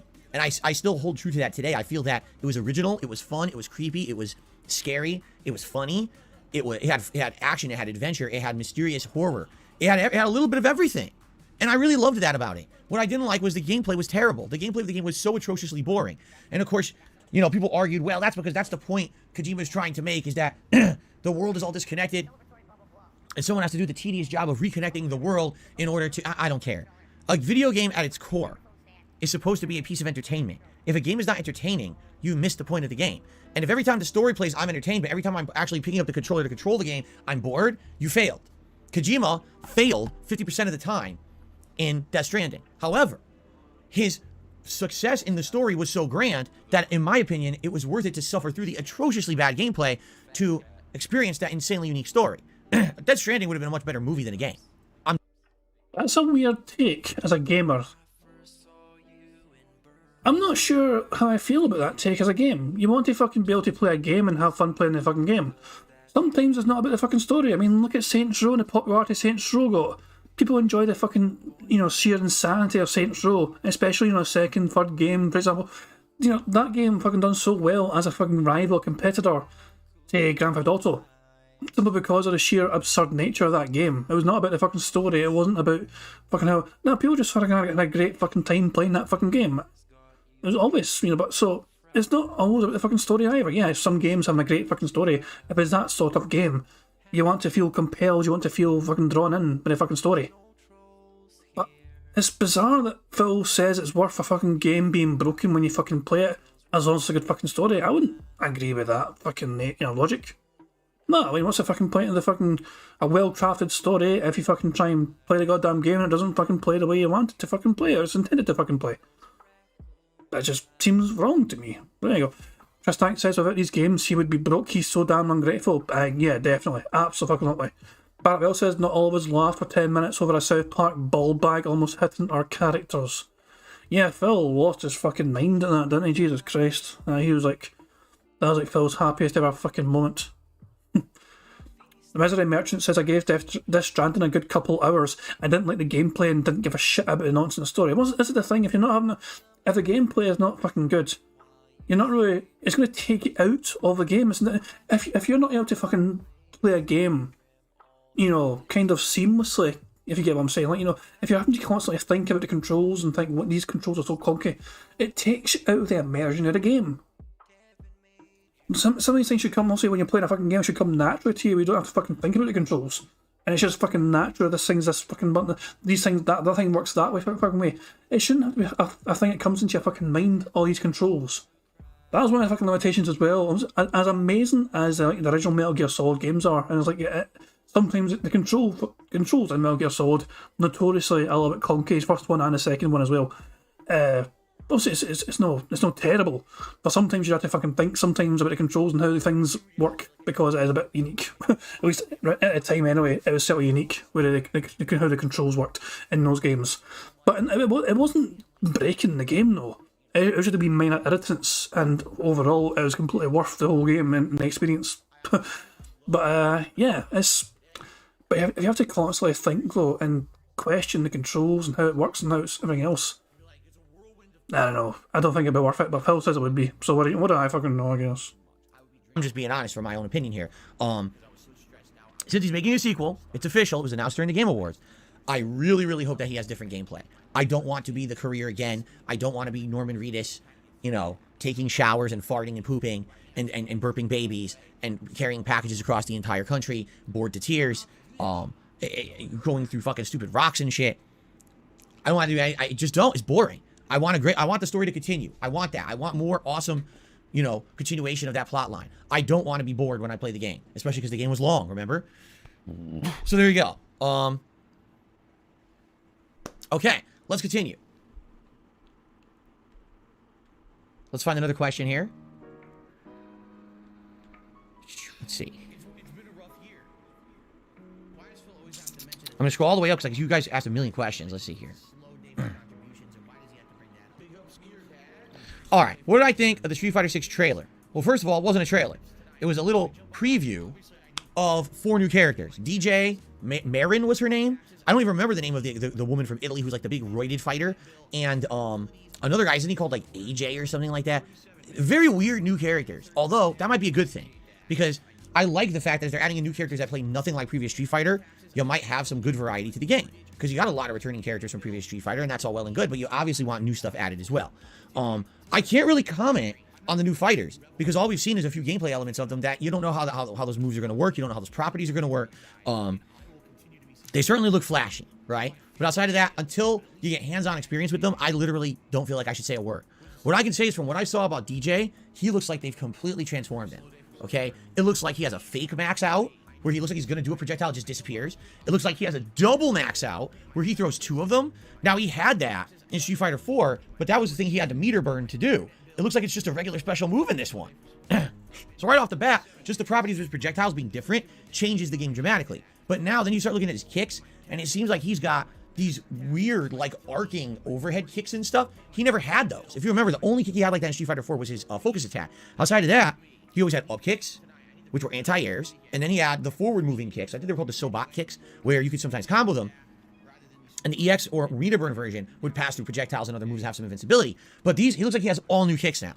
And it just looks like, to me, I hate to say it, because I don't really like when Capcom does this, but it looks like they went the Vega route for Street Fighter 5. What do I mean by that?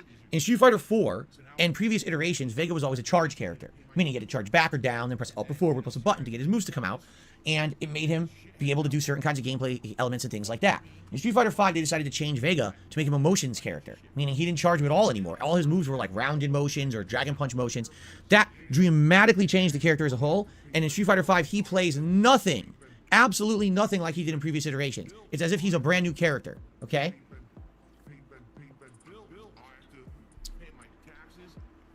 And so, it makes me a little upset and a little worried, because when you're bringing back a character like DJ, all right, I want that character to be DJ at its core. Was it nice to have a few new moves added? Yes. Is it good to have properties changed a little bit? Yes. But when I pick DJ, I want him to play like the basics of DJ.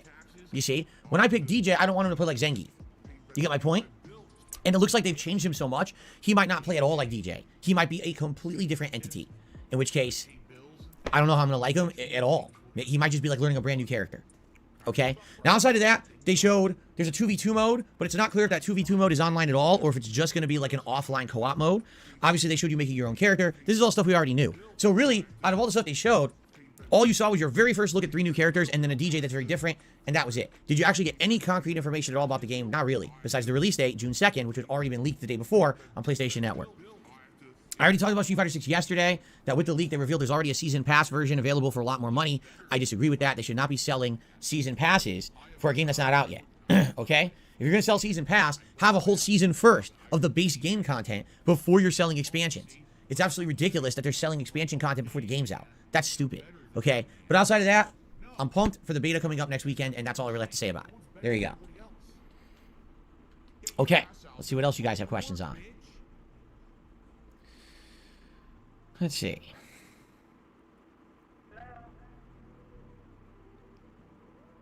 I will say this, yeah, shout out to Super Blind Man. Apparently some people spotted Super Blind Man in the audience several times during the show. It was really awesome that he was able to attend. I'm actually curious to hear what kind of stuff he was interested in. Obviously, he was probably super stoked for like Hades 2, because that's one of his favorite games, the original Hades. And I know that his fiance loves Destiny 2, and I think there was a Destiny 2 announcement as well. So, but outside of that, I'm curious, you know, did he meet anyone or whatever? I'm sure he'll be talking about it publicly once his trip is over. So, that's cool. How do I feel about Bayonetta 3 winning Best Action Game? I don't care. I didn't play it, so why would I care, right? Let's see here. How do I feel about God of War winning Best Soundtrack? Well, I like the soundtrack of God of War, but admittedly, I do feel like a lot of it sounds the same. Like, I like the hurdy-gurdy. I like Bear McCreary's music, all right? But I'm now like 40 hours into the game, and admittedly, I kind of wish the game had more kinds of music. Because after hearing the same style of music for 40 hours, it kind of gets repetitive, you know? Sonic Frontiers, I feel, had a better soundtrack. I'm just being honest here. I think Sonic Frontiers has a more refreshing, interesting soundtrack. Every world having a different style, or not really style, but a different music that's kind of refreshing and interesting. And overall, I just felt like it fit the game. It was more refreshing during the game. It never felt worn out. That's just my take. You could disagree. I like Bear McCreary music. Don't get me wrong. I think Bear McCreary is an amazing composer. But I kind of got bored of his soundtrack over the course of God of War Ragnarok. Excuse me. Carlton Jr. says, One Piece. I don't know what he means by One Piece. Because I think that One Piece RPG is coming out in January, unless it got delayed. Forspoken. Oh, okay, never mind. Let me read the whole statement before I do this. I'm an idiot. Okay? So Carlton Jr. says, One Piece, Forspoken, the Dead Space remake are all in January. Street Fighter 6, Final Fantasy 16, Diablo 4 all coming out in June. That's just the tip of the iceberg just from last night. Game devs really need to space shit out. You're right. Game devs have... I've been saying this for many, many years. Game devs seem to be having ultimate tunnel vision. What does that mean? It means they're developing a game, and all they see is their game. They don't see the gaming landscape. All they see is their game and its path to development and its path to being released, and they're not paying attention to other things going on in the gaming landscape. How could you even explain how some games jump on bandwagons 4 years too late? Right? You got games that come out and you're like, why is it still doing a co-op looter shooter? These games were popular 5-6 years ago with games like Tom Clancy's The Division. Why would one come out today? Guys, we need to fucking delay the game. DSP has said that we're fucking doing all these games at the same time as other fucking people. We need to delay our game because Phil won't be able to afford our game at the same time as the other guy's game. You know, fucking our rival's game. Fucking the fuck off, Phil. Like, these companies, you probably won't understand the fucking reasons why companies fucking release the games when they fucking release them. They're always trying to fucking release it at the optimal time. It fucking works for them. Sometimes there's also fucking delays, and it just fucking happens. That's fucking business free. That's fucking the way it goes. But yeah, these people work hard to put these games out. They're not fucking looking at, the best time to fucking release it. When they're fucking done with the game, they're probably just thinking, I can't wait to get this game fucking released so people can play our fucking game. It's not about, we hold on to this finished game for now, even though it's ready to get fucking released. We can't release it right now because it might annoy DSP and he might talk shit about us on his level 1 podcast, and that'll be devastating to our fucking business. No, they're not fucking saying that, Phil. They fucking make the game and polish the game and try and make it as fucking as finished as possible, and then when they can, they'll release the fucking game. But they still are, right? So in regards to game development and release timing, I really feel like these developers need to wake the fuck up. If you release all of your games in the last quarter of the year, you'll all eat into each other. And now all of your sales numbers will be lower than if you all spaced your releases out to give each other time to actually have time to shine in the sun without worrying about everyone else buying the other game because they all came out at the same time. So if all the games come out October and November, and then early December, and then you get a slew of games in late January and early February, and then you get an insane amount of games in June, but there's nothing in between, what happens, right? Half the games have deflated sales. Now the games are forced to go on a sale to even get any kind of sales numbers. So now you're making less money to begin with. It's just dumb. You're absolutely right. There should not be 7, 8 games coming out in January. There should not be 10 games coming out in June, and then nothing coming out for 3 months, 4 months in between. It's stupidity. And they are not looking at each other and saying, okay, they're coming out then, they're coming out then, let's time it here. Instead, they just like, what's the best for our financial quarter and our bottom line and this and that. And it is insanely stupid. Anyone who covers games from any kind of a logical perspective would look at this and say, they fuck this up every year, right? How is it that in the last 2 months, we had like 5, 6 games that I had to skip because I can't play all these games. But over the summer, there was like 2, 3 months where I didn't play a new release because there were no new games coming out. That's just COVID. That really fucked up game development and delayed games a lot. A lot of games were delayed from getting fucking made because of COVID. And people are playing fucking catch up. stupidity. There's no logic to it besides they're dumb and they still believe this adage that if you release a game in the last quarter, you'll get inflated holiday sales. Yeah, when your game's discounted to $20 instead of $60 because no one bought it at release, then you'll get inflated holiday sales because you're an idiot. All right, they need to wake the fuck up. So I completely agree. This is a dumb practice of putting all the games together at once. It just doesn't make any sense at all. All right. Let's see here. Okay, I'll actually post this one up. What's my opinion on Elden Ring winning Game of the Year? Ladies and gentlemen, I think we all knew that there were 2 games that were going to win. Either God of War Ragnarok or Elden Ring. How did we know? Because they're the 2 most popular rated games by gaming journalists this year. Nothing else had a chance. Nothing. No other game was rated as highly as those games by the games media. Who is in the voting jury of the Game Awards? Mostly the games media. But there were the 2 best games of the fucking year. I think most gamers would fucking agree with that. Most gamers, I think, would say that these 2 games are the best games that have come out this fucking year. That's not based on fucking gaming journalist take, that's based on gamers playing the fucking games and enjoying them.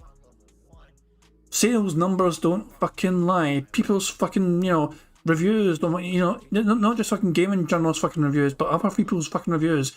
Gamers' reviews, their own personal opinions, their takes in the fucking game, their enjoyment in the fucking game. Antonello says he has this problem because the only thing he plays is big studio titles. There are plenty of good indie games releasing every day. There is indeed, and he ignores them because he thinks they're fucking game meme trends. The viral streamers play these meme games and for fucking big bucks or whatever, and they only fucking do it for like a week or so, and then they move on to the next fucking indie game. It's a fucking, he doesn't trust them. It's weird. It's fucking weird. He doesn't trust these fucking indie titles that are the big hot game, the viral fucking trend. Crazy. He's always late to the fucking party, Phil. He's always fucking late. That just says Phil's Game of the Year, Toy Story 2. No, Phil, I've seen some. So Phil was bitching and whining during Warzone. So Warzone, he was playing Warzone last night, and also his audience was telling him, Elden Ring won Game of the Year. Phil had a rant about it, saying like, these games weren't innovative, these games weren't fucking groundbreaking, but they were the best fucking games. The fucking awards show was not about fucking rewarding the most innovative fucking games. They're about rewarding what the best fucking game that year was. You can have a fucking different show called, the Innovative Game of the Year Awards. Fucking games like Sifu and Stray might fucking win those because they actually had quite a lot of innovation. But no, the fucking purpose of these fucking award shows, other than just fucking tooting your own horn, these game journalists, is to fucking award the best games appropriately on a big stage. Yeah, money,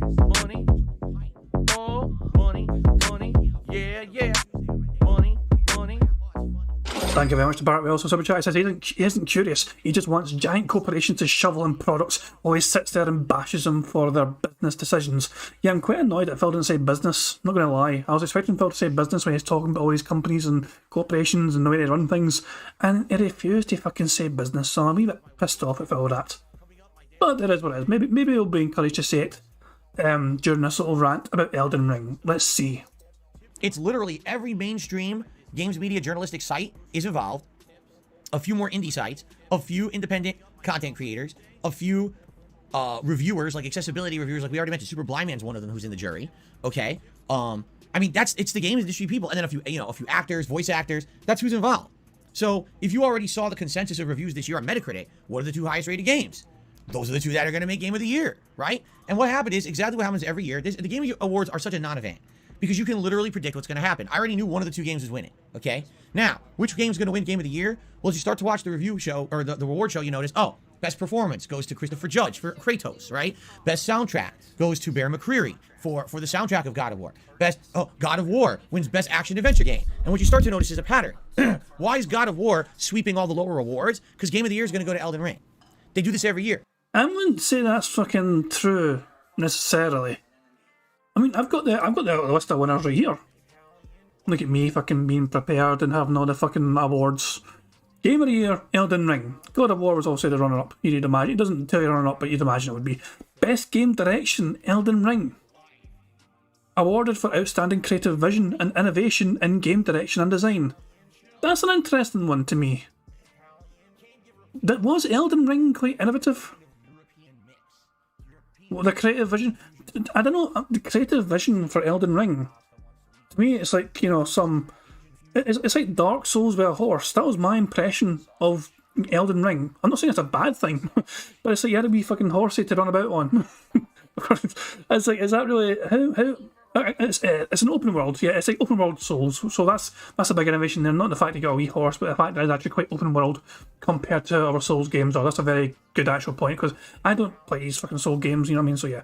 Best narrative, God of War Ragnarok. Yeah, I've heard very good things about that, you know what I mean? A lot of people agree it was a great story. For outstanding storytelling and narrative development again, best art direction, Elden Ring.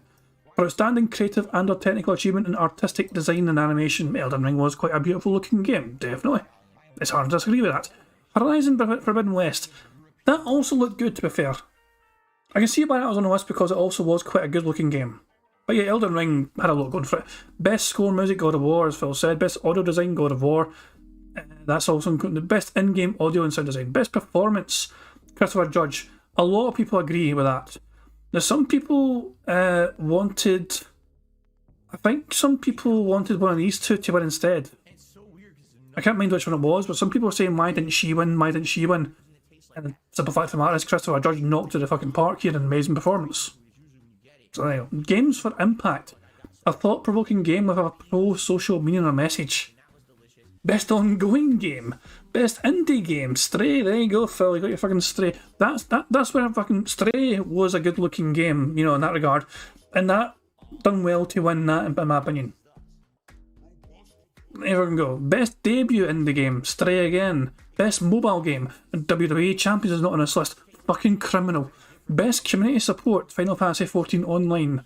Best VR game, Moss Book. Innovation and accessibility, God of War Ragnarok. I think that's why fucking Superboy Man stood up for that award. Best action game, Bayonetta 3. Doesn't care, Phil, about that. Best action, that's what I'm saying. So many fucking categories. Jesus. I can't believe I was going to read that whole fucking list. There's so fucking many of them. Jesus. I didn't realise it was going to be that fucking long a goddamn page. There's so many different fucking awards. No wonder it fucking took, 4 hours or something. You get what I'm fucking saying. Phil's going to shit in the fucking game, even though by most people's opinion, Elden Ring did deserve to win Game of the Year. As good as God of War is, Elden Ring was also very fucking good. It's like if you're watching old school wrestling between The Rock and Stone Cold, and you're like, I like The Rock, and I like Stone Cold. I don't know who I want to fucking win. These guys are both my favourite, and that kind of shit, you know what I'm saying? It's like whoever fucking wins, it's gonna be, it's a shame for them, but hey, at least that kind of shit, you know what I mean? It's one of those things. It's a weird fucking random example, I know, it's a fucking one that came to my head because I mentioned WWE Champions. That is what it is. Chris Tank says they put so much work into Elden Ring, even putting things in there you can't even see without other programs to look into the character models. I mean, that's one of those things where maybe they are intending to fucking include it in the game and then decided later on to pull it. It happens a lot in games. There's like fucking... I seen a thing the other day where Grand Theft Auto 5, like the opening mission in Grand Theft Auto 5, you know, when you're robbing that bank in a small town, there's a whole thing cut out where you're meant to go to the security room and like cut the cameras. But they removed that from the final game. So even though there's a room made and modelled for doing that, they ended up just skipping that part of the game. So it's a small wee thing, but it's not unusual for these games to include these kind of details that are intended to be seen by the game originally, and then they kind of decide later on, you know, we're going to remove that bit, remove that thing, just to try and streamline things better. Because this award show is less concerned with actually awarding what's really the best. It's more of an event, a night where the industry basically pats themselves on the back. Good job, you, on this game. Good job, you, on this game. Good job, you, on this game. What's actually the best game of this year? Who cares? Did everyone get an award? Good. We're happy. And that's what it is. God of War is a superb game. Give it a bunch of awards. But then give Game of the Year to Elden Ring, and everyone's happy. Because Elden Ring got a giant award, while God of War got all the smaller awards. So both games look great by the end of the night. Right? Right? Because doesn't it stand to reason if the game had the best character acting with Christopher Judge, the best soundtrack, the best overall action-adventure gameplay, don't you think it's better? Like, it literally won. God of War literally won Best Action-Adventure Game. Elden Ring was in that category. So they're already admitting that God of War is a better action-adventure game than Elden Ring. So how the fuck is Elden Ring Game of the Year? That doesn't even make sense logically, because the awards don't make sense. It's supposed to be a meaningless, feel-good press event. That's all it is. They're not official. They mean nothing. All right? Elden Ring winning means absolutely nothing. If God of War won, it meant absolutely nothing. If fucking Stray won, it still would mean absolutely nothing. The event is meaningless. It's just meant to push more products. It's meant to make money. It's meant to be an advertising venture. It has nothing to do with anything that's official. Therefore, it doesn't matter who won. I've only been saying this since the inception of the Game Awards over a decade ago. The event is a meaningless night. Much like the Oscars. It's a night for the industry to pat each other on the back and say, oh, attaboy, good job, we're the best, we're number one, and it doesn't mean shit. So you shouldn't be butthurt. If you were campaigning hard for another game to win Game of the Year and it didn't, who cares? It doesn't matter. You know, it's all about the, who's who in the industry getting their voice out there and getting recognition, and they did, right? So that's it. No other reason to get all worked up about it, okay? Let's see here. The new Star Wars game looks good. That's all I have to say. It looks good. I'm excited for it because I'm March, right? So it looks good. Okay. Nobody cares about Splatoon 3 taking multiplayer game of the year because, again, it doesn't matter. Splatoon 3 was not going to win an award in any other category. But Splatoon 3 is the best-selling game in Japan. So how are they going to recognize it? Make it multiplayer game of the year. Call of Duty doesn't need any awards. Call of Duty is the best-selling game of the year every year, right? So why award that? Give it to the game that's the best-selling game in Japan, so at least it looks like we're acknowledging games that are popular over there. Multiplayer game of the year. Does it make sense? No. Do you know anyone outside of Japan who's still talking about Splatoon 3, honestly? Yeah, I watched Raven's Dolphin play it the other fucking day. Raven's Dolphin's still playing that game, enjoying that game with his friends, might I add, compared to you, Phil, who has no fucking friends. And it's still a popular game to play. People are still playing it. The servers are still full of people playing the fucking game. The fact of the matter, we know detractors that play it, we know other people that fucking play it. So, yeah, we still do know people that play the fucking game. Just because you don't, doesn't mean the rest of the world doesn't fucking do it either. The game's been dead since the summer. No one's talking about Splatoon 3. It's been, again, it's very... Money, yeah, yeah. Money, money. Oh, money, money, yeah, yeah. Money, money. Thank you very much, Prophet, for Super Chat. It says, imagine being so negative and toxic that you just hate on any event and people who enjoy developing games. That's Phil Bernelvius' classic kind of hate coming out right here. There's people fucking enjoying themselves at an event. They're fucking congratulating themselves on an event. These fucking game developers are fucking enjoying themselves and congratulating themselves on making these games. And I fucking can't play all these games at once because they're not coming out at different fucking stages of the year. Some of them came out all at the same fucking time. And I'm angry I can't monetize this to its full potential. Rawr, you know what shit, this is fucking fell for you. It's such a fucking nothing burger. There is no reason for Phil to be so fucking upset about this. He is just upset because he's a fucking bitter, salty old bastard. Yeah, yeah. Money, money. Oh, money, money. Yeah, yeah. Money, money. And thank you very much, Barrett Wells. So Super Chat says, follow-up to profit. Imagine bashing the people who make the products that Phil piggybacks on and makes more money than the artists who make the game. An excellent fucking point. Some of these games, Phil gets an obscene amount of money for playing them badly, shitting all over them while he does it, and yet he'll get more money from these playthroughs of games, not only from tips and super chats, but also potentially ad revenue as well. It all fucking adds up. He'll get more money from playing those games than some of the people involved in the actual fucking making of the goddamn game itself. Splatoon 3, honestly. The game's been dead since the summer. No one's talking about Splatoon 3. It's been, you know, again, it's a very Japanese-centric game, which is fine, and it's good. I liked it. When I was playing it, I was enjoying it. You guys told me to stop playing. I mean, it's one thing. I'm sorry. I'm curious. Let's go to the tip tracker. Maybe we're open at a game analysis. Where is Elden Ring? Where are you, you bastard? Phil earned. Jesus Christ, man! Hold on. Phil earned almost $10,000 in total from playing Elden Ring. By far, his most successful fucking game. By far. In fact, we can filter this to total Z to A. So Street Fighter is the top earning one, but he played that so fucking much. He played that, what? Is this amount of fucking times he's played the games or I think it must be. Elden Ring had 43 separate videos. So he's played it for 131 hours altogether. And in total, he got almost $6,500 in tips. And over $2,500 in super chats. Check Twitch and see how Splatoon is doing. Okay, fair enough, hang on. It's been a while since I checked Twitch for anything. 2 seconds.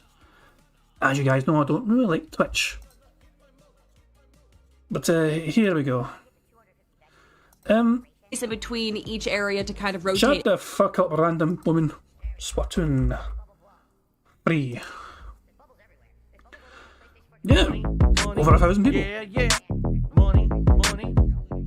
Oh, money. Yeah. Money. By over 1,000 people, I meant over 1,000 viewers, not people, you know, playing the game. Sorry, just in case you didn't understand. But over 1,000 viewers for people playing Splatoon 3. That's quite a few streams. Yeah, quite a few streams.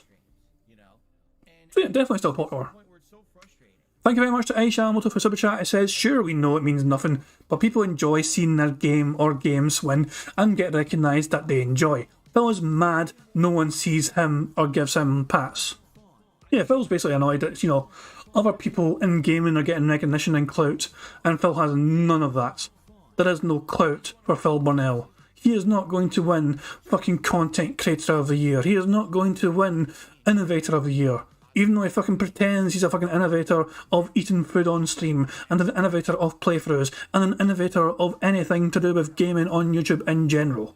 He can delude himself all he fucking wants. The simple fact of the matter is, Phil used to be something actual worth something on YouTube. He actually did have a fucking chance to become something big on YouTube, and he shat all that away. He threw all that away because he did not innovate. He fucking stagnated. He went and fell behind the times. He turned into a fucking lol cow. He fucking made it all about the money, and he chased the money. He pursued the money rather than pursued fucking self-improvement and rather than trying to better the thing he's producing, the thing he's putting out there for people. And he fell by the goddamn wayside. And then he blames everyone else for his own fucking shortcomings when people were telling him for fucking years he did not innovate. You did not fucking get with the times. You did not adopt fucking live, direct capture when you fucking should have. You did not adopt live streaming when you fucking should have. You stuck to your fucking guns. You did what fucking worked for you, even though it clearly was not working as time went on, and it was getting worse and worse as time went on. And you waited until you absolutely fucking had to do something to change, rather than choosing to change when the fucking iron was hot.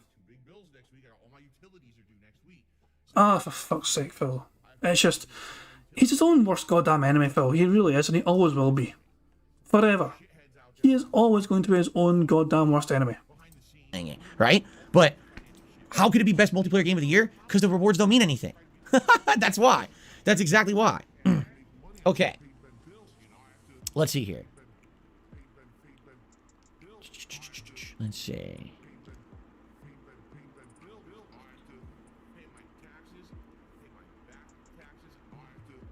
Oh, I don't know anything about that Bayonetta prequel. I know that Bayonetta is getting some kind of a Bayonetta Origins prequel, but it's not a Bayonetta game. It's something different.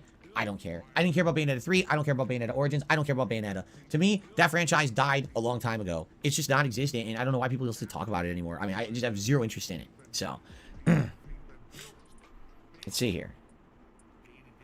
Oh, I talked about this last night. I'll talk about it again this morning. It was announced that with this Suicide Squad game coming out next year, by the way, got a release date. And I need to mark it on my calendar because I haven't yet. Basically, Kevin Conroy, who for the longest time was the voice of Batman, first starting with the Batman animated series in the early 90s, carrying over to the Superman cartoons, then carrying over to Justice League Unlimited, then carrying over to video games such as the Arkham Trilogy, and many other, franchises, television shows, and things, recently passed away. Insanely big loss. Because a lot of us, including me, grew up with him being the voice of Batman, all right? And we found out last night, and this is kind of a bombshell, because I didn't expect this, he actually fully voices Batman in the upcoming Suicide Squad game. Now, keep in mind, the Suicide Squad game is not about the Justice League. It's about Suicide Squad. So the vast majority of gameplay and characters in it will be the Suicide Squad voice acting. But Batman's in it, and he will be voice acted by Kevin Conroy. So this is basically his last performance as Batman ever. And he finished it, I guess, a year or two ago. And now they're just putting the finishing touches on the game. So I was saying this last night during Warzone. I almost feel like this is going to be the Heath Ledger performance. How Heath Ledger's final performance was the Joker in The Dark Knight.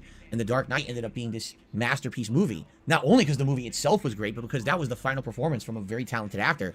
And people really respected what he did with the role. I mean, no offense. I mean, no, I can understand kind of the parallels here. I can understand the comparison.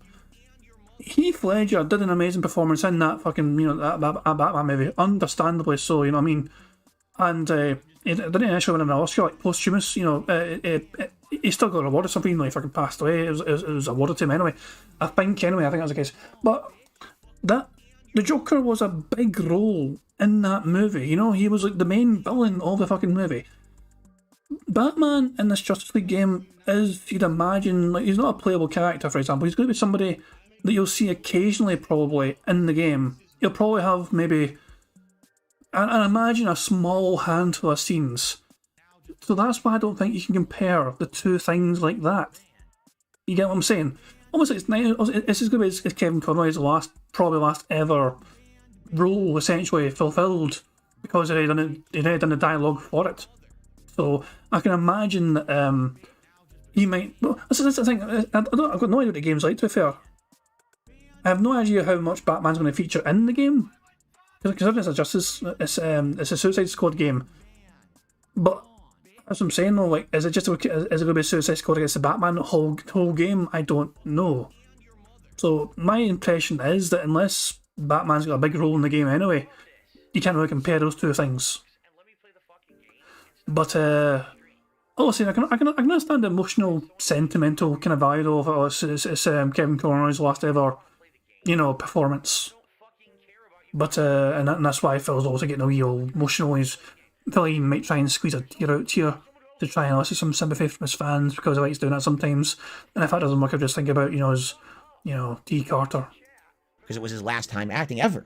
And I think like a lot of people are going to hold Suicide Squad, the game, up to that light as well, realizing this is the last time we get to see Mr. Conroy ever perform. And it's very sad, it's bittersweet, but at the same time, I'm kind of happy that we get to hear that Batman voice one last time. Prophet says, remember, Phil shit on the Suicide Squad game when it was announced, and now that Kevin Conroy is voicing Batman and he has passed away, Phil is now on board to monetize it. Disgusting.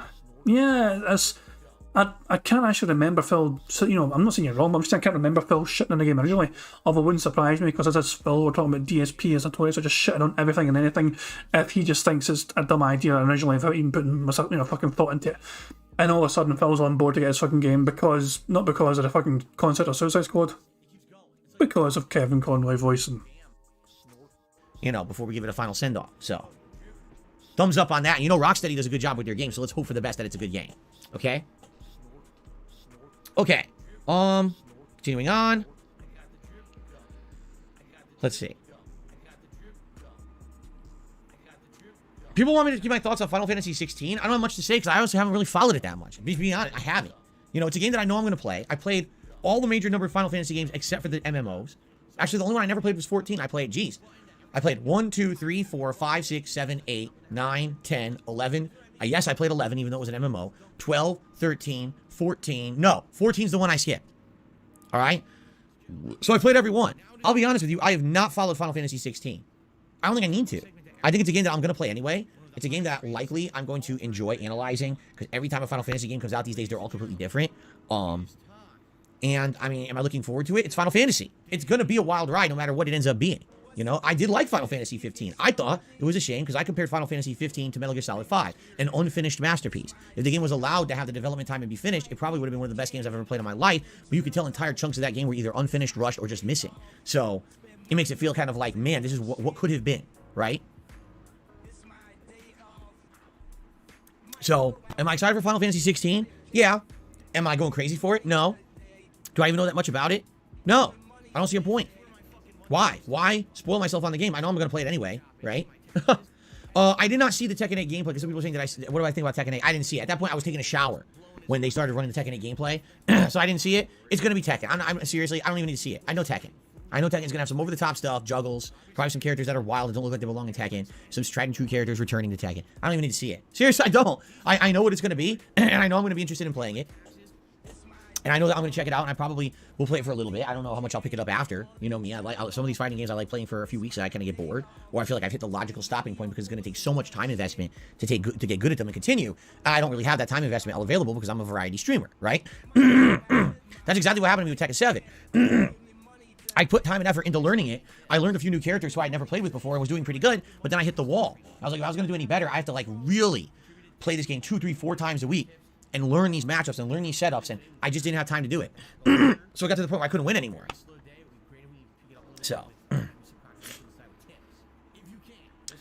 know, a lot of people recently been asking me about DLC, so allow me to collectively answer a DLC question. Phil, will you be playing the Horizon DLC? Phil, if Callisto Protocol has a DLC, will you play it? Phil, what about this game that you played in the last year? Will you do the DLC? All right, honest answer, probably not. All right, and here's why. Most games that I play, when they're hot new releases, usually get some good attention. And if the game is entertaining, I'm entertained, you're entertained, the initial playthrough will usually do pretty well. And that's what I focus on, all right? But the vast majority of time these days, especially, last I say 5 years, when a DLC comes out, even if it's a DLC for a game that I loved and you guys loved, for some weird reason, people don't care. All right, there's some exceptions to the rule, and we'll talk about those. But case in point, Ghost of Tsushima was the hottest game of the summer of 2020. Everyone loved the original playthrough. It was lengthy. It was fun. It was one of the most original games I played at the time.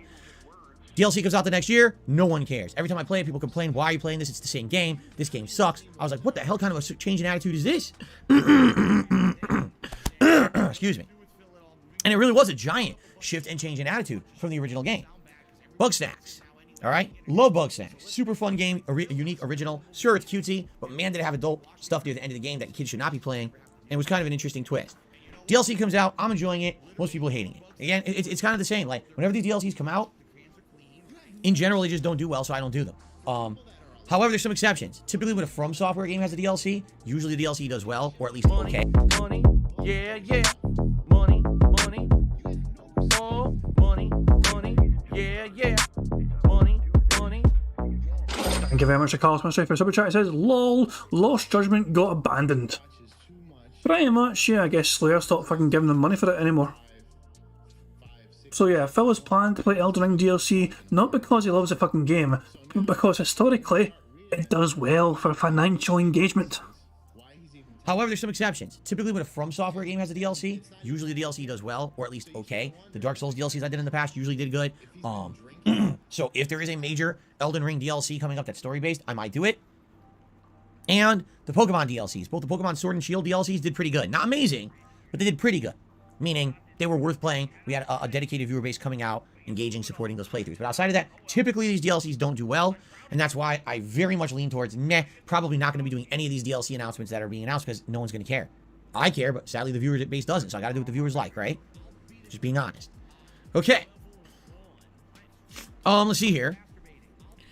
Did I catch the Judas trailer by the creator of BioShock? It looked impressive. There's zero gameplay, right? It just showed a few like animated cutscene style things.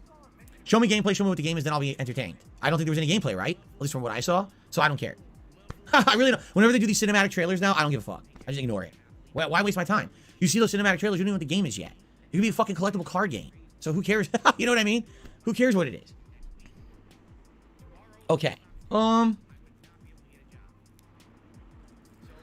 Martin says, here, I'm going to actually post this question up because this is actually an interesting topic to talk about.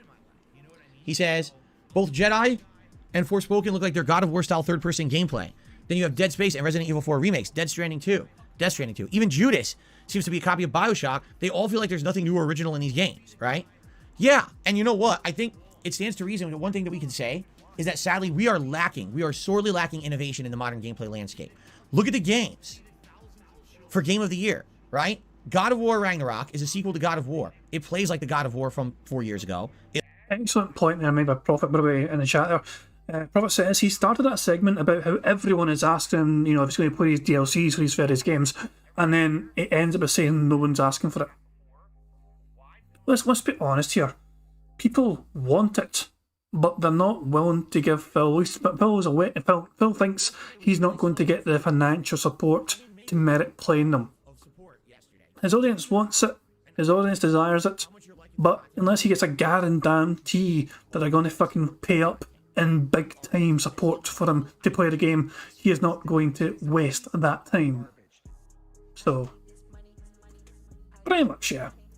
It looks like the God of War from 4 years ago. Does it have some improvements? Yes. But for all intents and purposes, it doesn't innovate. It's the same game from 4 years ago with modernized tweaks with some better content in there, right? Elden Ring. It's definitely the culmination of everything FromSoft been working for, but Elden Ring is basically Dark Souls plus a hero. It's what they've already made. It's nothing innovative or new. You've played this game before. If you played their other franchises, all they did is they went, slapped them all together into one. Is it completely different? Does it break the mold? No, it does not. What you're now seeing is a shift in the industry to move towards games that are well recognized as formulas that work and will make money. And that's because we're in a recession, essentially. Even though you might not realize it because our government doesn't want to say it. We're in a time period now where inflation is bad. People don't have the ability to run out there and buy 10 games at a time. And yet you're still asking your fucking debt heads for the same amount of money every single fucking day, every single fucking week, every single fucking month. You're ignoring the fucking tough times that your audience has. Never mind the fucking multiple loans that fucking Timbo's taking out to fucking just make sure you can afford that next fucking meal, Phil, for you and your fucking wife. Never mind the fucking amount of bankruptcies these fuckers are going through themselves to fucking, keep you fucking living this fucking luxurious lifestyle. You might think that you're fucking sacrificing your life at times, Phil, by just, cutting back on these wee things here and there. You got no idea what the fuck sacrifice is. No. This fucking oblivious motherfucker has no fucking concept of what it means to fucking sacrifice things in his life to fucking save more money. He still lives a ridiculously, stupidly, expensive lifestyle when he's blowing thousands every fucking month for that fucking mobile game. Just, nah. Fuck off. I get annoyed when Phil talks about how, times are tough right now because of inflation and that shit. He is still asking and expecting for he's hoping for $150 per stream. He's hoping for $300 per day from his audience. That's what he hopes for, at least. He would accept $200 per day from his audience, but he hopes for $300. Anything less than that, he's got problems. He's going to put on the black shirt. He's going to make a special video and says, guys, please, bills, and just keep saying the word bills until someone gives him some fucking money. As Hines says, he's already made over 100k this year. Precisely. Phil is doing well financially. The problem is, though, that he cannot fucking handle his finances, and so he spends it faster than he should. He doesn't save for anything. He doesn't save for taxes. He doesn't stash money away for things that are necessary. Instead, any extra money he gets, any additional money he gets, goes towards splurging on stupid shit like alcohol, like DoorDash, like WWE champions. And if they're going to spend their hard-earned money on a game, they want to buy the game that's hyped by the media, that's familiar to them, that looks like something they're going to be able to jump in and enjoy. And by the way, enjoy with a crowd. That's another key factor here. Yes, the indie darling very well may be one of the most innovative and best games of the last 5 years, but unless people are now able to have a groupthink enjoyment of that game with a mob on social media, they don't care anymore. Look at the games that are selling the best now. Every game that goes viral on social media ends up being a bestseller because people want to have that mob experience of a game that's familiar to them. You see? And that's not very good, in my opinion. What's happening is it seems like it's stifling a lot of creativity. I was just talking to my wife about this last night. I was like, think about 10 years ago, about how the gameplay landscape was changing and how we had a ton of innovation, right? I remember when I was first starting as a YouTuber, we had games like Mass Effect, right? Which felt like an interactive Star Trek adventure with RPG and action elements. I'd never played a game that was a hybrid like that before, and it was unique. What about BioShock? A game that combined horror and suspense with first-person shooter action. And then you had games like Deus Ex or the Fallout franchises. Again, these were all like hybrid franchises that were creating unique gameplay experiences. And then what happened? They just were copied times 1 zillion, right? And then you get to innovate. FromSoft comes out. We're going to make Demon Souls and turn it into Dark Souls. Wow, that's innovative. So then what do they do for the next decade? They make the same game 400 more times, right? And I'm not saying there's anything wrong with that. I'm just saying that it seems like we're having a major problem in the current games industry space with innovation. There is none. It's the same formulas regurgitated over and over with a different IP behind it. Oh, look, it's the same combat, but it's a Star Wars game now. Oh, look, it's the same combat, but it's God of War now. It's the same combat. Oh, look, you know what I mean? So, yeah, I think in this case, there needs to be a reinvigoration of the gaming industry, because what's going to end up happening is you're going to have 2 or 3 games a year that are notable and make a ridiculous amount of sales, and there's going to be so much else white noise out there that's just going to get swept under the rug, right? Some of the most innovative games of this year, people absolutely refuse to even give the time of day.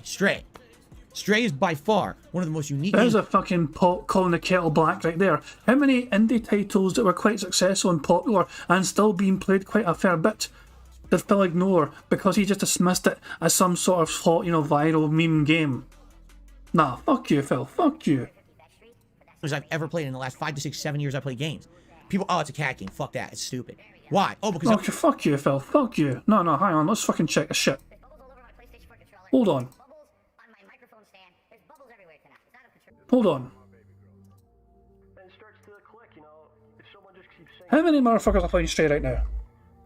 they're not really apologizing, right? The game Stray, there we go. Apologizing isn't just words. There are 387 viewers of people, for Stray right now.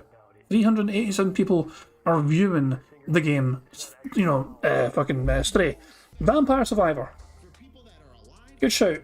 Fucking be great if I can spell it right. Vampire. Vampire Survivors. How many people are watching this game? 131. Popular game apparently, but there's only 131 people viewing the game right now. Any other suggestions, guys? Any other suggestions? While I'm here. What about Cult of Lamb? Is that still popular? Cult of the Lamb. 504 viewers. Cult of the Lamb. Train. That's what it's sus. So 504 viewers, which is more than Stray. Which is make clear. Money, yeah, yeah. Money, oh, money, yeah, yeah. Money. Thank you very much. It's Logan K for Super Chat. It says, Phil was one to talk. He has put out the same stream over and over again for years now. He refuses to innovate. As I said earlier on, Phil refuses to innovate until it's too late. He waits until he absolutely has to change, rather than choosing and knowing when the right time is to actually change himself. He's always fucking waiting until his hand is forced, rather than doing it when it is the smartest to fucking change. It's just the way it always is. Binding of Isaac, so... Is it Binding or Binding of Isaac Rebirth? Which one do I pick? There's 3 of them. Someone suggested Binding of Isaac and there's like fucking 3 of them. Which one do I pick? Multiple choice, my worst enemy. Well, let's pick the first one, original. Rebirth, okay. 80 viewers. Back. Jesus. Any of them. Rebirth only has 80 viewers, so that's not very popular right fucking now. Wilhelm. Is that even a game? Frosty Beat says Wilhelm. I don't even know what the fuck. Pong. Probably said, okay, fuck it. Oh, it's not even on here. I don't even think anyone's playing Pong right now. There's a guy called Pong. I'm hurry for him. Blech. Ping pong. Hang on, there's a category. No one's live right now playing Pong, but it has 450 fucking followers. Fantastic. Valheim. Hang on. Apparently this game actually does exist called there it is, Valheim. 5k viewers for I've never heard of it. I've never heard of this fucking game. Why has this game got 5,000 fucking viewers? That seems like quite a niche little title. It's an action game, it's an adventure game, it's indie, RPG, survival. I've never fucking heard of the fucking thing. And it's got 5k viewers. Is Phil going to play it? Phil doesn't even talk about it probably. Phil might not even be aware of this, kinda like I wasn't. But there you go. Elden Ring. Elden Ring. Elden Ring is the same fucking game you've already played 25 times with a horse and some platforming. But it's Elden Ring. No, what you have is hype. You bought into the hype. A million people kissing the game's butt, saying it's such an insanely good game. I'm not saying it's not a good game, but I'm saying when all you do is you listen to the hype and you refuse. Money, oh, money, money, yeah, yeah. Money, money, money, money, yeah, yeah. Money, money, oh, money, money, yeah, yeah. Money, money. Well, first of all, thank you very much to Meth Bear for the tip, who says the world is dangerous and dark because of riots, Black Lives Matter, and the bee people in BLM. Phil needs DoorDash for nutrition-style commodities and champions to train in self-defense. Jesus Christ, yeah. Yeah, I noticed that Phil seemed very perturbed, and very disturbed at all these, people didn't look like him, so he thought it was a big, massive threat. They're rioting, and they don't like me. Oh no. Oh, for fuck's sake, I know. Aisha, thank you very much for super chat. He says, I want to point out he wants to play Lies of P, and that is a Souls-type game. But he claims he won't play Souls clones. Just Phil being another massive hypocrite as usual. That's what that is. Is it really strange for Phil to be completely contradictory when the things he says and the things he does completely just don't mesh? They're always at odds with one another. It's such an insanely good game. I'm not saying it's not a good game, but I'm saying when all you do is you listen to the hype and you refuse to give any kind of time of day to game experiences that are outside of that hype bubble, you're missing out on what gaming really is supposed to be. You're missing the artistic design of new game experiences, and you're really missing out on what it's supposed to, be as any kind of a meaningful experience. If all you do is to say, there's people who... He said meaningful. Rejoice! He said meaningful. It's our first bingo of the game, and it came because Phil said the word meaningful. All you fucking doubters, all you fucking critics that said, he's never going to fucking say it again. Don't bring meaningful back. It's a cursed fucking word. We have got it here, and it is here to fucking stay. Meaningful, once again, saving the goddamn fucking bingo card for now. Literally only buy Call of Duty every year. They only buy Madden or NBA 2K every year. That's their game. And they pump insane amounts of money into those industries. Why do you think Call of Duty is a $1 billion industry when every year the game sucks? Right? This is why. Because people buy into this stupid hype and they don't wake up from their own fucking hype bubble. So that's what I mean. Like, yeah, we have a major problem in the games industry with stagnation and lack of innovation because the companies all see dollar signs around the same archetypes and formulas for games. Third person, action, get it out there, right? Horror has to be first person, has to be survival, forget about combat, it just has to be walking simulator style game. So we could keep going on and on, all right, about this kind of how each formula, each cookie cutter formula keeps being used over and over. But yeah, it's pretty sad. It is pretty sad when you're looking at, here's all the game announcements. Space horror game, space horror game, space horror game, space horror game, space horror game. That was basically Summer Games Fest, right? Like, what the fuck? Why are there so many space horror games all of a sudden, right? And then you look at these games. Oh, third-person action, third-person action, third-person action, third-person action, third-person action. Huh? Aren't there any other genres of game out there right now? No. Not games that sold, that's for sure. And again, what I keep telling you guys, every year, you guys jump on me because I refuse to play the knockoffs, right? When Thymesia or, what was the one? There was like 10 of these fucking FromSoft knockoff games in the last year, right? 10 of them. And every time one of them comes out, you guys yell at me because I don't play it. Why don't you play it? Because it's a fucking knockoff. It's just capitalizing on the popularity of FromSoft. If you buy those games and you give them attention and you give them support, all you're doing is you're moving those cogs further. You're allowing that wheel of profit to continue churning, and you're stifling innovation by supporting the same game over and over and over and over, right? So then you have no one to blame when 5 years later, all the games are identical because you bought the same game 14 times. Right? So what did you think would happen? They would work on something else? Why? You're paying for the junk. You see? I think that the games industry has a huge problem right now. And with the stifled innovation, I'm hoping something happens to kind of give it a kick in the butt. But I don't know what it's going to be, honestly. I don't.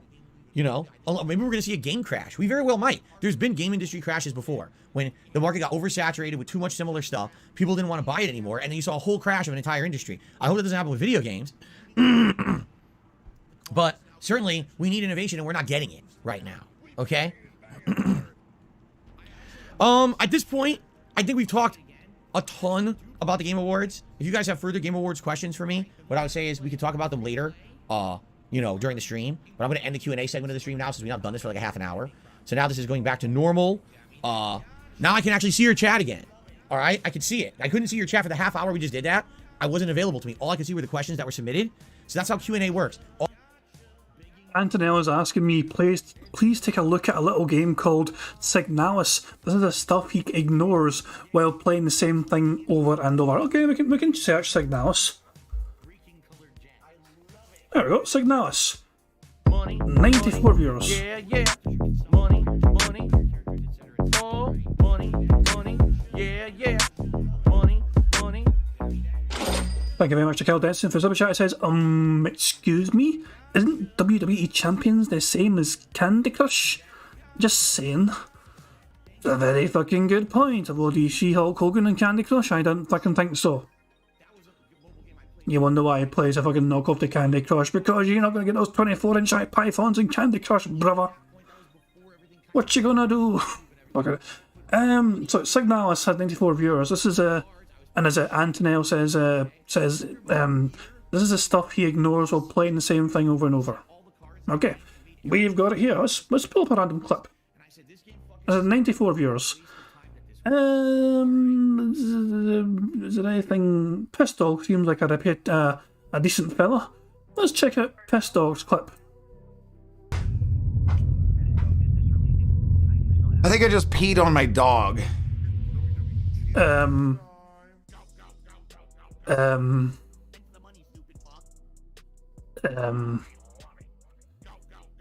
Let's check out another clip. Let's just get rid of that forever and never fucking go at him again. Okay. Scared lion noises. 3 days ago. Oh, oh, oh, oh.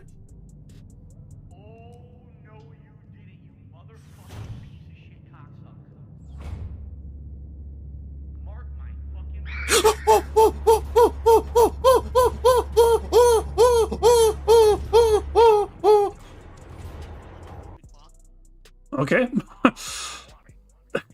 Jesus, man, what the fuck was that? Scared lion noises. Fucking hell. Seems like this, I mean, obviously it's an interesting game. I'm not one for kind of horror games myself, but it does seem like a game where it would leave you a little bit nervy. We'll find one more fucking example here. Hang on. Anything good? How do we sort this? Top 7 days.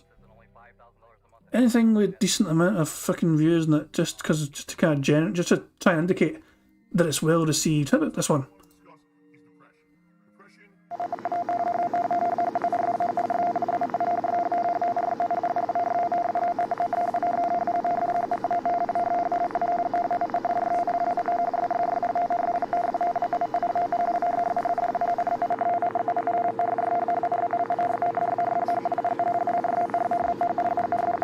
Oh, for fuck's sake, man, that told me absolutely fucking nothing. Alright, back to the fucking bingo. Jesus Christ.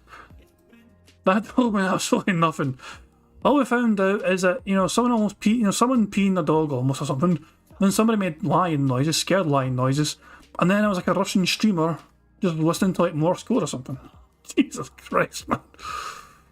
Okay, those are bad clip examples, but I'm going to take Antonell's word, word here that it is actually kind of a decent wee game. All I see are questions you submit. I pin a question, I answer it. I pin the next question, I answer it. And then I have to close that to go back to the normal chat. That's interesting. Okay, let's do some shout-outs. On the YouTube side of things, Lice for Soul became a channel member. Well, re-upped their membership and says, have you seen the movie Borat? Yes. Thank you, Lice for Soul. Okay. I received one tip so far today. This tip says, reaction statement, overall thoughts on Crash Bandicoot Team Rumble announced. I just didn't even see it. So I have nothing to say. I didn't see it at all. I didn't even hear about this. There was a Team Rumble game announced for Crash. I didn't even know. Seriously. I mean, keep in mind, I wasn't watching it live. I was trying to get caught up with news on Twitter. I guess no one on Twitter cared because I didn't see a single post about that. Wow. What is it? Is it a party game? It's a Crash Bash rehash. What is Crash Bash? You fucking ignorant fucking swine. Crash Bash is wonderful. No. They're actually fucking remaking Crash Bash. Crash Bash is a brilliant fucking multiplayer game. Crash Bash was absolutely fucking insane. I fucking loved that shit back in the fucking day. Oh my fucking god, they're actually remaking Crash Bash. I'm not kidding you on, guys. Crash Bash is like, I've been wanting this game remade for the longest fucking time. Yes, it was on PlayStation 1. The game announced is a Crash mode. It's a Crash MOBA. Ah, fuck. Oh, it's a mobile game. It's a mobile fucking game. God damn it. There's me fucking hoping. Yeah, Phil said tips. Yeah, okay, no, sorry, so let's take off tips. And of course, I played animation. But not animation, the sound. Right, if I can go. It's a. Fuck off. So the game's coming, but it's a fucking MOBA. Well, that sucks. I want Crash Bash, like, available.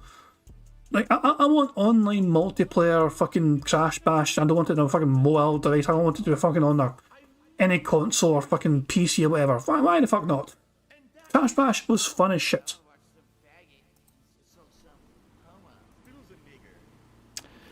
Super Snow Carl Turbo HD has hit me $5. Said, did you really say Death Stranding was about burping up babies? But the game does need to add more gameplay elements for the sequel. I mean, obviously I'm being silly and I'm joking. But you get my point is the game is boring.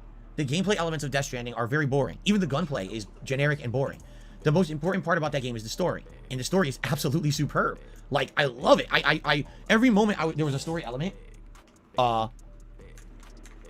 in that game, I was having a great time. And I actually wish that there was no gameplay and just story. Because I hated the gameplay. I didn't even want to play it. I just wanted to watch the cutscenes.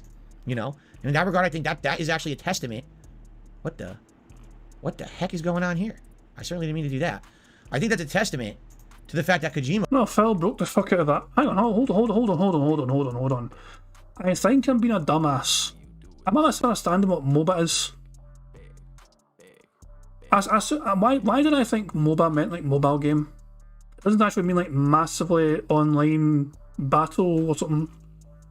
Multiplayer or something. I don't know.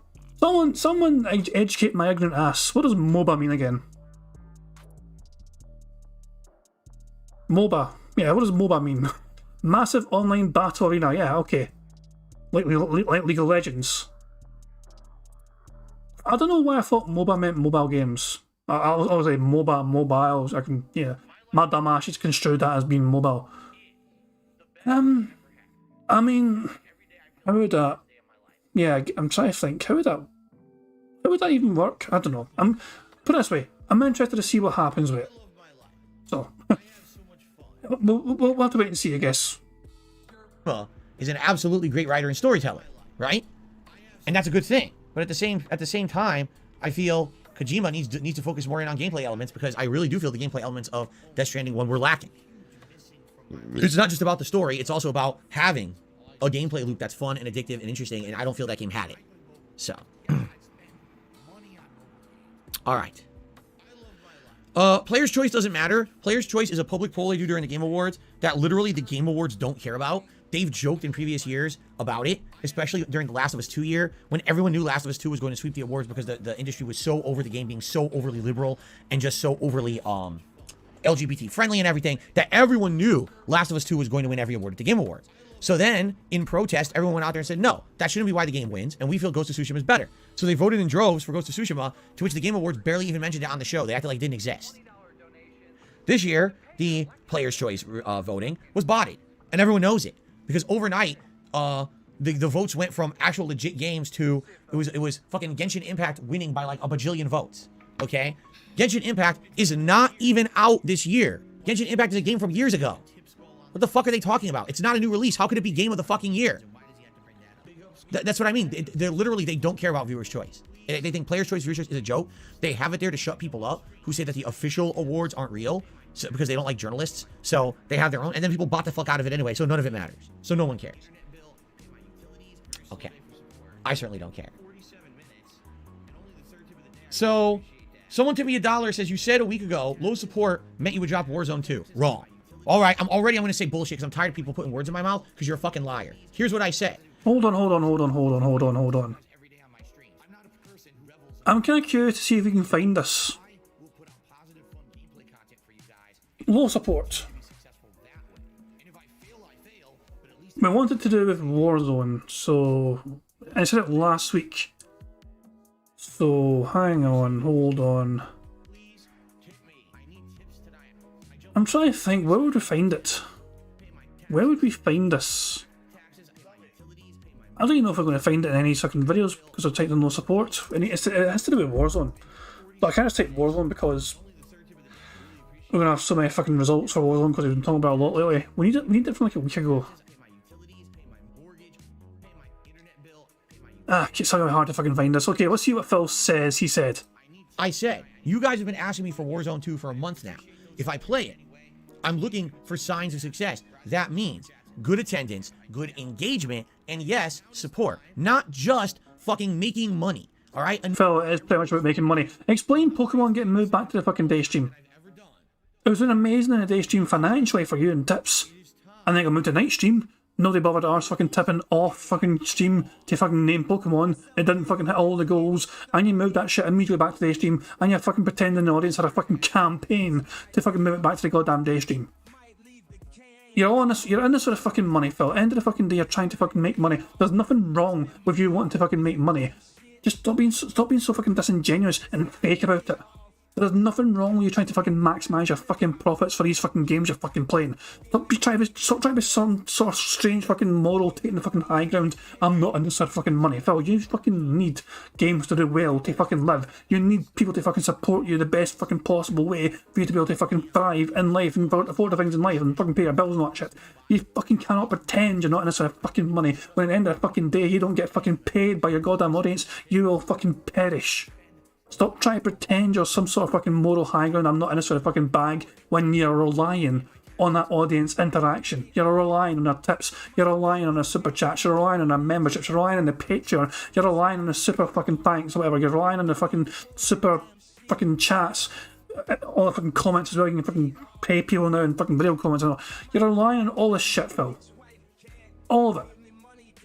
Just to fucking afford to live. Just to fucking live. You know, make it through the next fucking month. Frothy Beach says it was the last multiplayer Warzone stream he did a week ago before his break, I think, during an unrecorded segment at the stream. Unrecorded. That'll be why I can't fucking find it. Unrecorded. enough with your bullshit. I'm tired of people putting words in my fucking mouth. Every time you do it from now on, I'm calling you out and saying you're a fucking liar. I never said that, all right? Even if the stream had high viewership and good support, I might still keep it in the rotation. Or if it had good viewership and just engagement but low support, I might still keep it in the rotation. Or maybe it has low viewership but high engagement and high support, I might still keep it in the rotation. It's a combination of success factors. It's not just one of the three. So shut the fuck up and stop lying, because next time, I'm not going to be so nice about it. I'm very curious now to fucking find this unrecorded segment. Give me a second, guys. Give me a second. Let's go for a... Let me explore. Just bear with me here. Bear with me while I temporarily search. Who would have a clip of it? Who would have a clip of it? Let me search something here. I'm trying to think here. Where would it be?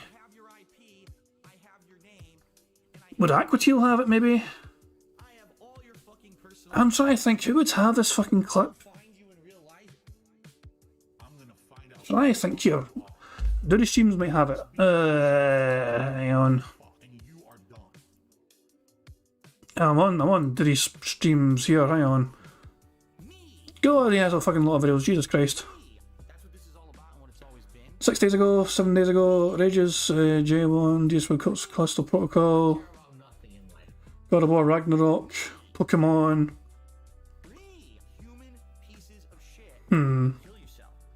Really, it should be Warzone. Let me just search Warzone. This was 7 hours ago, so it's not that one. 6 days ago. It doesn't. I don't think that one count, does it? Yeah. Alright? Now I know already people in the stream chat. No. I won't count. It wasn't that. This is unrecorded.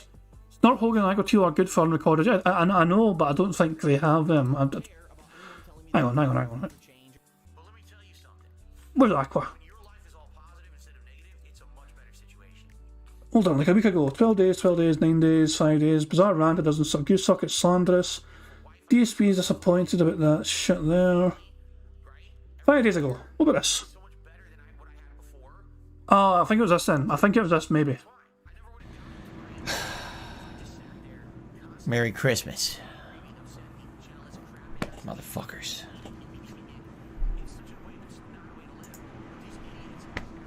Well, guys, we got an hour left. I don't actually think he'd played Warzone at this point. This was in between. So the game, Call of Duty crashed him normally, and he spent the last hour playing Warzone. But I think his ranting came at the end of that. Yeah. Okay, I'm not going to bother. But long story short, Phil's lying to his ass probably, because he has certainly fucking ranted about fucking playing the game only as support is, good enough to fucking keep playing the goddamn game. Phil might say, oh, you're lying because he hasn't got it on his channel, but it just means there's an unrecorded begment, which means he's not going to have on his channel. Holy shit, the Dutch is equalised. It is 2 each in the Netherlands-Argentina game, by the way. The Dutch equalised right at the fucking end of the game. So, that's a fucking dramatic comeback for the Dutch. The 100th minute, the Netherlands have equalised, so it's 2-2, and that game will be going to extra time. But now let's actually get to the person's point, okay? I'm confused why this isn't a one-for-one thing for all games, because it's not, because I never said that. What about God of War? Isn't that getting low support? Clearly, your audience is bored of it because it takes too long to beat it. Most people beat it in a week, 2 weeks tops. Yes, because most people just played that game and nothing else. That's absolutely correct. Most people just sat there for 2 weeks playing the same fucking game. And if I did that, you guys would have been insanely bored. All I would have got was endless complaints. Why are you ignoring this new release that came out? And this game that came out? Why is everything on hiatus for God of War? What makes God of War so special? It's all you're playing. Phil, skip all the side content. And that's the other thing that would have happened too. If people had said that and said, oh, just play God of War, then it would have been like, well, that's fine, but only do the story. Skip all meaningful side content, because if you play it, the game's going to be too long. You see? Sorry, if I'm going to play a game, especially a game like this that I feel is a masterpiece of a game, all right? I want to take my time. I want to enjoy the story. I want to enjoy the side content. The only way to properly do that, all right, is basically by taking your time.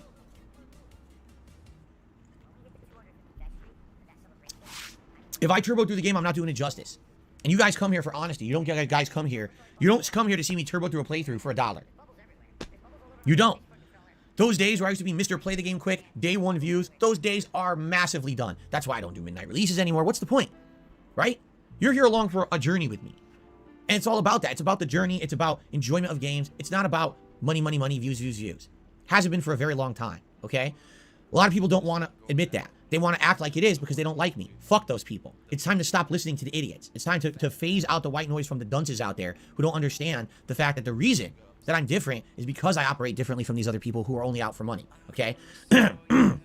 Don't you think that if I did all those practices of these other people who did it differently, that probably I'd be making more money? I probably would be, but I'm not like them, okay? So, understand something, all right? God of War is a game that I'm absolutely loving. Yes, I know it's not for everyone, okay? But for those who are enjoying it, thank you for being along for that magical ride that it's been, because it really has been a really awesome experience. We had some really awesome gameplay yesterday of the story advancement. I'm very much looking forward to more when I play it again in a few days on Sunday. It's a great playthrough. And people understand that. And they're going to be there, and they're going to be a little patient, and they're going to be along for the ride if they like that. Not a lot of people have been. And there's nothing I can do about that. The same exact thing happened in 2018. Did I drop God of War in 2018? No, it was my game of the fucking year. So in 4 years, you haven't figured out how I operate yet. I don't think the problem is with me. The problem is with you. Because you said in your tip, oh, it's all about money. It's not, stupid. It's time to stop listening to the idiots out there who say that and start actually being on the streams and listening and being self-aware of what's going on around here. Rather than we are very aware, Phil. We are so fucking aware that you fucking hate the fact that we are aware of, for example, how much money you make per fucking stream. That we fucking track that shit. We are very aware that fucking money is spent in WWE Champions. We are very aware of that shit. And you fucking hate us for fucking tracking that shit too. Where's Aquatil? Well, give me a fucking channel again here. Let's fucking find this shit. Someone in chat said, who fucking said it? There we go. Fucking someone said something. Frosty Beat says it was on Aquatil channel that the only reason people are here to see me rage video. This thing from 5 days ago. Let's try. well, guys, Let's just endure this. It's 7 minutes. Fuck it. Let's just endure this. But of course we're going to endure it at 1.5 speed. So not quite 7 minutes in. you wanted Warzone, you got it. You got 2 matches of Warzone. First match I made, what, top 12? Or second match I made top 12, right? There you go. So, thanks to those who did support the stream, in particular George there, and Lord X Love who said they would, but as you can see, even with Warzone. Again, we have one more stream of this schedule for the week. Alright, I'll leave it to you guys to determine what you want. Do you want Warzone, or do you want standard multiplayer? And basically, if the next stream doesn't do so well, then I think we're gonna try to do other shit at this point. Like, I like Call of Duty, don't get me wrong. I'm having a great time with it. I like playing it, even though I rage at it. I wouldn't keep playing it if I didn't like it. But if I'm playing this game and we're getting viewers, and the only reason people are here to see me rage, right? No one's engaging. No one's really liking the stream. Well, 102 likes on the stream. Thanks. Yeah, I'm glad that Aqua and these things as well. 448 people were watching Phil play that game right there, so he's got the attendance. He had over 102 likes, so that's engagement right there. Yeah, the fucking audience earned bubbles. They like the stream that fucking much. But there you go. Look at that fucking tips. Total tips, $27. That is the main reason. Phil's fucking trying to pretend it's any other fucking reason, but this fucking rant was triggered by him only getting $27 fucking dollars, even though every single other metric was fucking hit. Contributions are low. Then what's the point of me keep playing it? Especially when people are saying do more of the other games. Let's rewind that. Don't get me wrong. I'm having a great time with it. I like playing it, even though I rage at it. I wouldn't keep playing it if I didn't like it. But if I'm playing this game and we're getting viewers, and the only reason people are here to see me rage, right? No one's engaging. No one's really liking the stream. Contributions are low. Then what's the point of me keep playing it? Especially when people are saying do more of the other games or do other new games, right? Then I'm gonna take it out of the rotation. You know, I've been playing it for about a month and a half, so maybe it's about time. I like it. I would love to keep it in rotation, but you know, there has to be reciprocation. And right now, this is the deadest stream that I'm doing. I'm getting the most viewers and the least amount of engagement and support on the stream. How does Phil define engagement? He had 104 likes. They earned a bubble blow. What more? You fucking hit the fucking target for all your fucking bubbles. Why the fuck? No, the only reason, no, your attendance was high. I'm really here to fucking see my rage. Fuck the fuck off. You had a lot of people that turned up to fucking watch. You had a lot of people who fucking liked the stream. They were enjoying what they were fucking seeing. Were you raging? Quite possibly. Your main fucking reason for griping your fucking gums was cause you were fucking bitching about having a lack of fucking money. What that tells me is it's a bunch of negativity. It's people here to just watch and hopefully Phil rage quits and we can laugh at him, right? As opposed to people who are here genuinely to watch the content and watch the gameplay. So, you know, we'll see what happens. This is all recorded, by the way. Keep in mind, Aquateel said this part was recorded. Like I said, I already have one more stream of this scheduled for the week, and we'll see how it goes. All right, we'll judge from there. Slayer even said, he said maybe it's the same situation as with Multiverses. People got bored of it after a while. Yeah, if you remember, Multiverses was fun for about 2-3 weeks. People started to get bored. I liked it, but people, because they were bored, I phased it out. And I was only playing it maybe like once a week, and I wasn't even able to unlock the new characters anymore because I wasn't playing it enough to earn the free in-game currency, experience levels, or whatever to earn the characters. So then we were kind of like behind, and people kind of got tired of it. And we're like, nah. So we stopped. Could be the same thing here. I did play this for over a month. I had fun unlocking stuff and doing everything, but I guess we'll see. I don't know. I guess we'll see. All right, so guys, thank you. By the way, it looks like we did hit 100 likes by the end of the stream, so I will do a silly bubble blow here for the end of the stream. Oh look, he acknowledged his engagement was quite high. They earned bubbles. The engagement was actually quite decently high after all because they hit the fucking 100 likes goal by the end of the stream. That was actually a really good one. Damn. That one was much better than the last couple of days. Very nice. Celebratory bubble blow for 100 likes. All right? So, if you like Call of Duty, come back in a couple nights. Not tomorrow night. It's, what's today? So Monday night. Come back Monday night, and we'll play again. I don't know if it'll be regular multiplayer or Warzone. Maybe we'll do a poll, and you guys determine what you want, and go from there. And if it does well, we'll keep it in rotation, and if it doesn't, then maybe we look to do something else. Okay? All right, guys. Thanks. Carlos says the thing about Warzone, most streamers to make it work play aggressively, spamming UAVs, running towards firefights all the time. I mean, that's all great, but I'm not, I'm just starting. I'm not going to do that the first fucking game. That's what I mean. If you want me to get good at Warzone, I got to play it more. I got to learn it because it's different. Yeah, like you're saying, okay, I got to learn the best places to land, grab a loadout, get a UAV, pop UAV, go for the firefight, loot, keep going. And I won't do that without practice. That's not, oh, Phil plays Warzone for the first time and immediately dominates everyone on the map and is winning. It's never going to happen. That's insane fantasy, But I need to play it more. You want me to play it more? I need people to support it. Now I have a night where we have over 400 viewers. We didn't hit the likes goal to the last minute.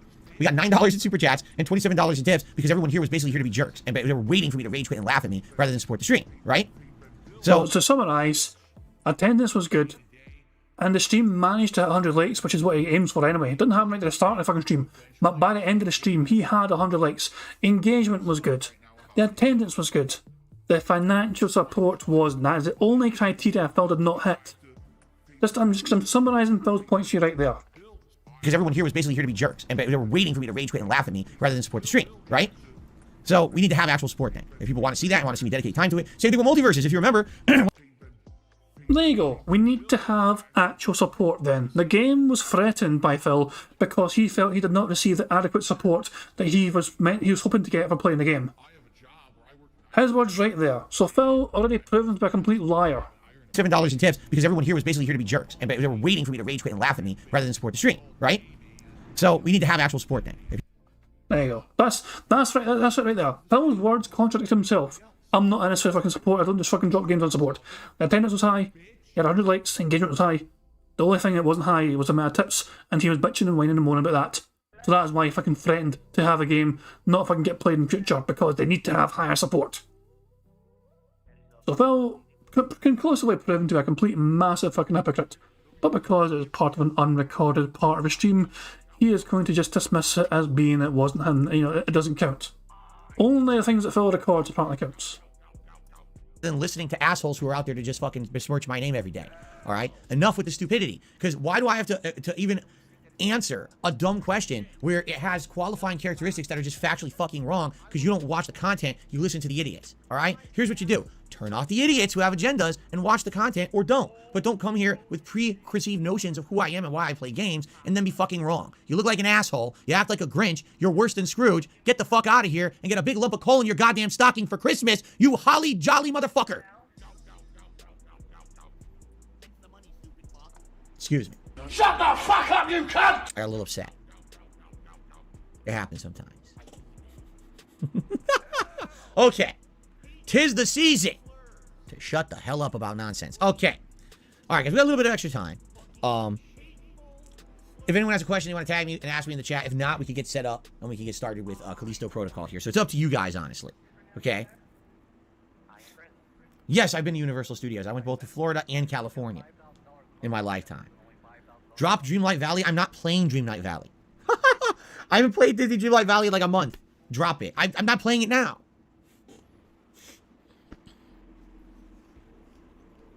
Eternal, I have no idea what you're talking about. No, I'm not doing any Capedons this morning. Sorry. No Capedons. Sorry about that. I refuse. Capedon. It complements the flavor perfectly. And it's so weird because it's nothing like any other cuisine. It really isn't. Do I think I'll beat the game today? I can guarantee you I'm beating the game today. There's no way that there's more than 5 hours of gameplay left. I'm definitely beating Callisto Protocol today one way or another. I just don't know if it's on this stream or the late stream.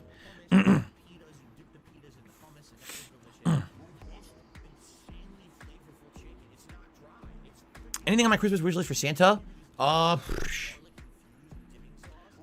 Honestly, here's what I would like the most for Christmas, okay? I would like to have a really fun, really chill, interesting Christmas marathon with you guys on Friday. I'd like to have a no problems King of Christmas sim tournament on Saturday. I'd like to have a really nice dinner, Christmas Eve dinner with my wife Saturday night. And I'd like to have a really relaxing and just fun family day of Christmas with my family that Sunday. That's all I'm asking. I'm not asking for a single gift. I'm not asking for anything. I just want to have a nice, relaxing 3 days, right? Where I don't have to worry about doing any kind of consistent... There you go, guys. You heard it. Don't tip Phil. He's not asking for it. He doesn't want any contributions. He doesn't want any tips. He doesn't want any gifts like that. Just right before Christmas, just stop the tipping because Phil's not looking for that. Just turn up, watch his shit, don't try and cause problems, let it fucking play out, and then let Phil enjoy his time off. Just the interest, gameplay or nothing. It's just more chill. That's all I want to have. That's it. And then I'd be very pleased with how the holidays go. Just no nonsense, no drama, no bullshit, and things have been going. If you haven't noticed recently, there's been almost no drama around here recently. You notice that? I'm not paying. Yeah, despite your fucking best attempts to fucking provoke people into causing drama, you keep fucking name dropping individuals hoping they're going to fucking bite. But the fact of the matter is, you're so fucking small time now and fucking pointless that people aren't bothering arse. You're absolutely desperately trying to fucking do your best to get people to fucking react to you. But the fact of the matter, even detractors are not even fucking bothering to fucking alert these fucking bigger people they are trying to fucking poke into attending, fucking noticing you.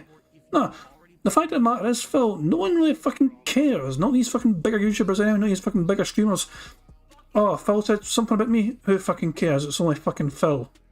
And they fucking move on with their fucking lives. No drama required, no time wasted on your sorry ass. You're just fucking ignored, you're fucking pointless, you're not fucking worth reacting to for most of these fucking bigger content creators, these bigger streamers who are trying your absolute best to fucking get you to notice you. Let's go back to his Twitter. Let's check his fucking Twitter in case you think I'm wrong. We can have a quick little review of some of the things that Bill's been doing to try and poke the bear sometimes. Remember this tweet here? Jacksepticeye made it to a fucking nice hustle website. So he tweeted out that shit randomly. Well, see, before that, let's load more. He went after a couple of bigger YouTubers as well, didn't he? This one here. Fighting Cowboy and Centre Strain. You know, I was like, I can factually disprove everything here. He didn't bolt it at them. He just fucking talked about them. They didn't care. As far as I'm aware, I didn't fucking say a single thing. Fucking Maximilian's Doug. Maximilian's Doug passed away. Someone in Phil's chat super chatted Phil about it. And I think he banned the guy and said, no, well, I'm fucking banning a bunch of people talking about things that have nothing to do with my fucking game, nothing to do with my chat, I try and derail. No sympathy at all for the poor guy's fucking Doug. Phil's like, I'm fucking not allowing this fucking conversation to happen in my fucking chat. No fucking soul whatsoever in this man. No fucking remorse, no fucking sympathy for a guy losing his fucking Doug. I mean, Phil is a fucking... If it's not about Phil, he doesn't care. Everyone else might as well be fucking dead to him. Jesus Christ, man. He really does bring on this shit himself, but the fact of the matter is, people just don't fucking care. These bigger fucking YouTubers and streamers don't really fucking care about him anymore. They're not bothering to fucking talk about him. They're not bothering their arses to even give him the time of fucking day. So yeah. Any attention to any drama anywhere, I've cut it out. I'm not, you know, I'm sure it's still continuing around the periphery. I'm paying absolutely no attention to any of it, and things have been going good. I'm going to keep that up. I'm not going to be paying any fucking attention to bullshit, and I'm going to, you know, go through the holidays nicely here with all of you, okay? That's how I want to keep it. Let's keep it moving, all right?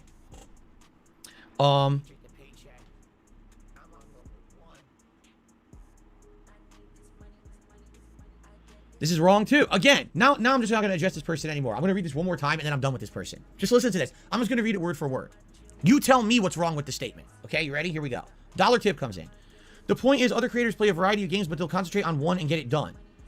How do you play a variety of games but concentrate on one? Contradict. Do you usually play for more than 3 hours at a fucking time, Phil? They might dedicate a good chunk of their day. Like they'll start in the fucking morning and they might fucking dedicate maybe 7, 8 hours for that one stream. You know, they'll basically fucking do the gameplay. They'll stream longer than you fucking do anyway, Phil.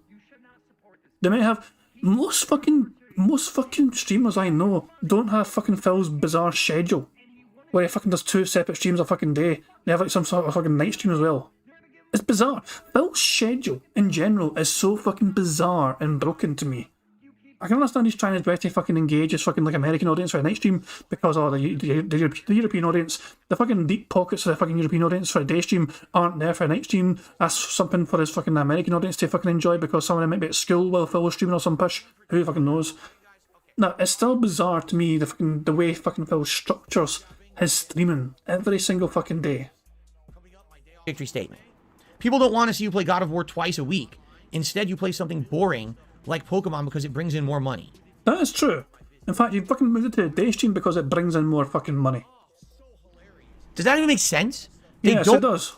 Want to see you play God of War twice a week. Oh, yeah, you can tell. By the way, so yeah, that understanding, that logic here is supported by your support, okay?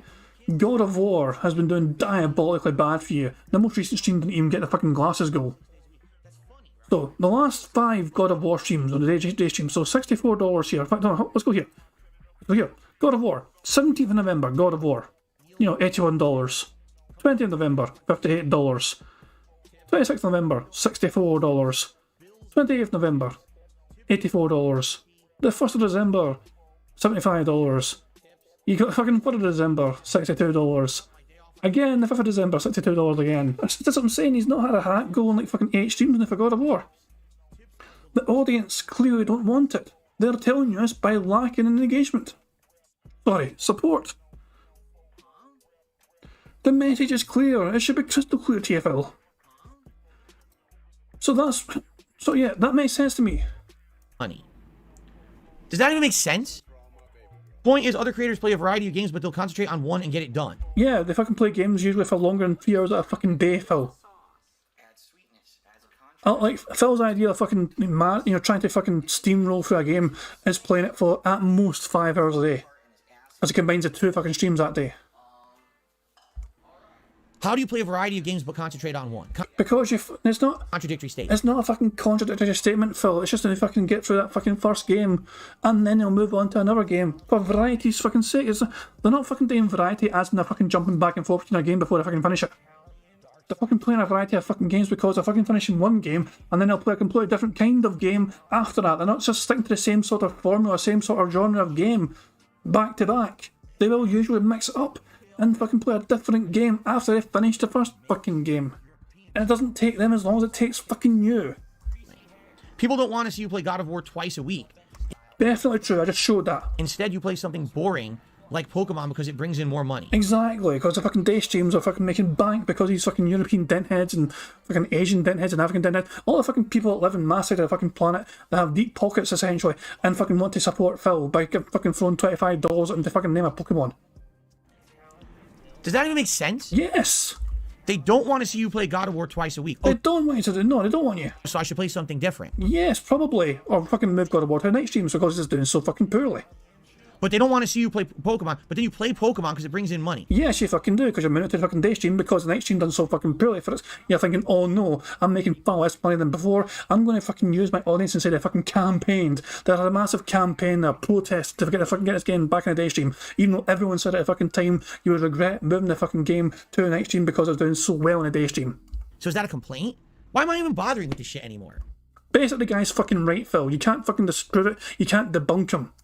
Right? What? Seriously, what does this even mean? It means that the guy is fucking spot on with his analysis. There's not even anything in there. Yes, there is. You're fucking playing God of War on day streams. Nobody wants to watch it. The port's terrible for it. And these people are so up their own ass about me. Oh, for fuck's sake. Jesus Christ. Anyway, Nato Ronan says he doesn't understand what that means, plus who wants to wait 3 days for a content creator to play a game again? That's a good fucking point. Mythbear says, does he think that the acts in a variety show stop a third of the way through the performance to rotate to another act and finish later? This is another fucking good point. Imagine going to see fucking Shakespeare, like fucking halfway through Romeo and Juliet, the fucking second part's Hamlet. Guys, we're fucking mixing up for variety. Never mind what happens to fucking Juliet. Jesus Christ. Oh my fucking god. Phil is just fucking... Phil's fucking tiny little piggy brain is broken with this fucking... Absolutely... The guy fucking called it exactly. Everything was spot on. They think this is like well, he's not addressing my valid criticism. You didn't even say anything. All you did was you threw $1 at me to whine about nothing. It doesn't even make sense. It makes perfect fucking sense. You're playing... The only reason Phil... I've said this before. Phil has no choice but to play God of War in the day streams. He has no fucking choice because he has to get through the game as fast as possible. Day streams is 3 hours of gameplay. Night streams are 2 hours of gameplay. So he has to... He would move it to night streams if he was able to. But the fact of the matter is, he has to fucking get through God of War as fast as possible before the year ends, because Phil wants to include it in his fucking Game of the Year fucking awards, and he cannot include God of War in that award fucking video he's planning to make until he beats the fucking game. The game is going to be trapped as a day stream, not because of fucking money issues, but because of time constraints, because Phil has to fucking get through that game before the end of the year. If there was no time limit, if there was no fucking constraints on time, that game would have been moved to a night stream long ago. And this is the people who don't like me. It's like, what are you talking about? Like, if you have a point, try to make it. You're not even making a point anymore. I've had enough of your baloney. I don't understand how Phil couldn't understand that point. I fucking understood it quite well. I mean, it made sense to me. Phil fucking persists with God of War on a day stream, but not because he wants to, because he kind of has to. But he's bringing Pokemon fucking straight back to the day stream because it makes him fucking money. Alright. Do yourself a favor, alright? Send all of your baloney over to, Mr. Meisterburger. Let him have the baloney. I don't want your baloney, alright? Thanks. Okay. Alright. Ramrod, I'm good to see you here. He says, I beat Callisto last night and I could be here for your conclusion live stream. Sounds good. Cool.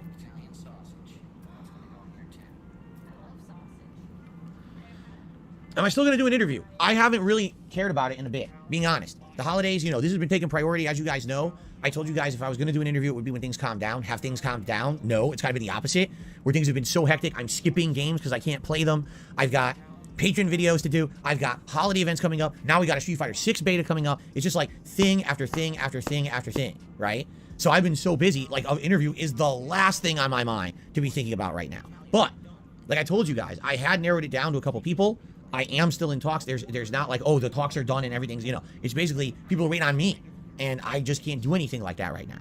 So we'll see when things actually do calm down. Maybe it would be like end of this month, early January when I finish with my year-end videos and we're back to kind of... Hold on a fucking second. You might have Monday evening free, Phil. Why don't you fucking do it then? Phil says that he might need Monday evening as well to fucking do his Patreon reacts. Phil thought he's going to take Sunday night off to do the Patreon react videos. And he said he might need Monday night as well. But if he actually finishes all those fucking videos on the Sunday night, couldn't he just fucking organise this interview for the Monday and get it out of the way and done? Since it's so fucking important to Phil to apparently get it done. Not being so crazy with these game releases, right? But for now, it doesn't even make sense to even be entertaining it when I know I can't take time out of my schedule to do it, right? So, there you go. Okay. All right, guys.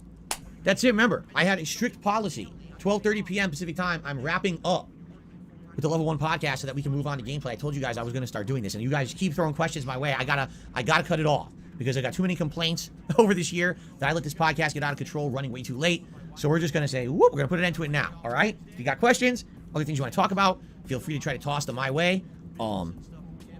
I forgot to tick off phone stuff because Phil uses phone to check tips, so sorry about that.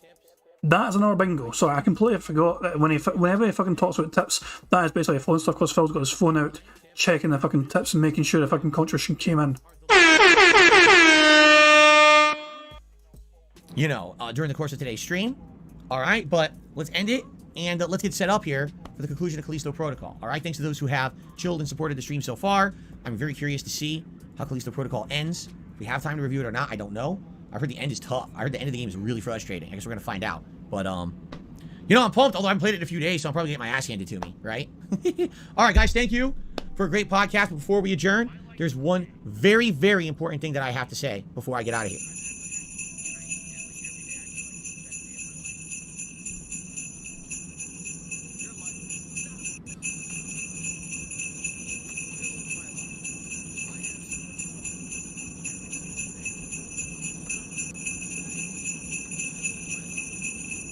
Okay, so you remember when we play this game, I got to set it up a little differently because you guys have liked it being very dark, correct?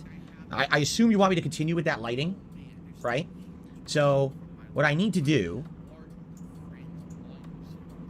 is set it up a little bit. I need to turn down the light over here.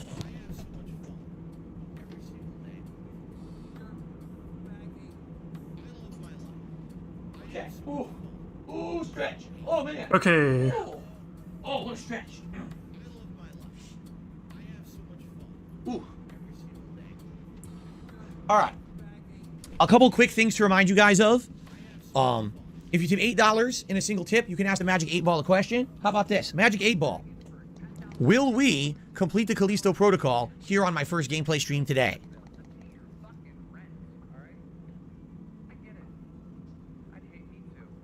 I can't read it. It's too dark. Shit. It says... Hazy, try again. I can't even... There's such low light in here, I can't even read the 8 Ball. Let's try one more time.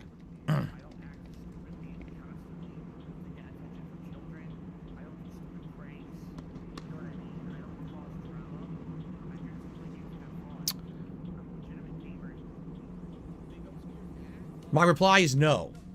It thinks we will not beat it on today's stream. We have to do it tonight as well. Well, we'll see, I guess, right? Now, remember, if we hit $100 in tips today, I will put on a festive holiday hat, either the Santa hat or the Let's Get Lit hat.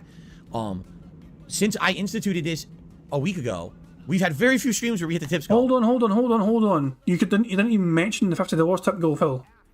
Don't forget about the $50 tip goal, where if you hit $50, you will wear Gunnar glasses. It's almost as if he doesn't fucking mention the $50 tip goal anymore because he doesn't care about fucking getting $50 in our stream anymore. The bare minimum for Phil to get is fucking $100. So if he does not have $100, it's been a fucking unsuccessful stream for him. What is the point of having a $50 tip goal if Phil does not fucking treat it as a fucking goal? He fucking treats it like a fucking punishment. Oh, but barely hit the fucking glasses goal. Phil, it's a goal. You're meant to, this is the reward. You're fucking rewarding your fans by wearing dumbass glasses fucking because they fucking gave you enough fucking money for it. And you're treating us, and you're fucking punishing, and you're fucking blaming, and you're chastising your same audience because you only fucking had enough fucking money for glasses. He really needs to fucking get rid of the glasses go. I'm just being honest, like, it seems like this month, since I decided to do special things for the holidays, it's been slower. I don't get it. And I'm not complaining. Just saying it's an observation. So, if you were thinking of tipping today, and you want to see the holiday hats... Jesus fucking Christ, I'm not complaining, it's just a fucking observation. It's absolutely a fucking complaint. I observe that you guys aren't as fucking generous as fucking usual.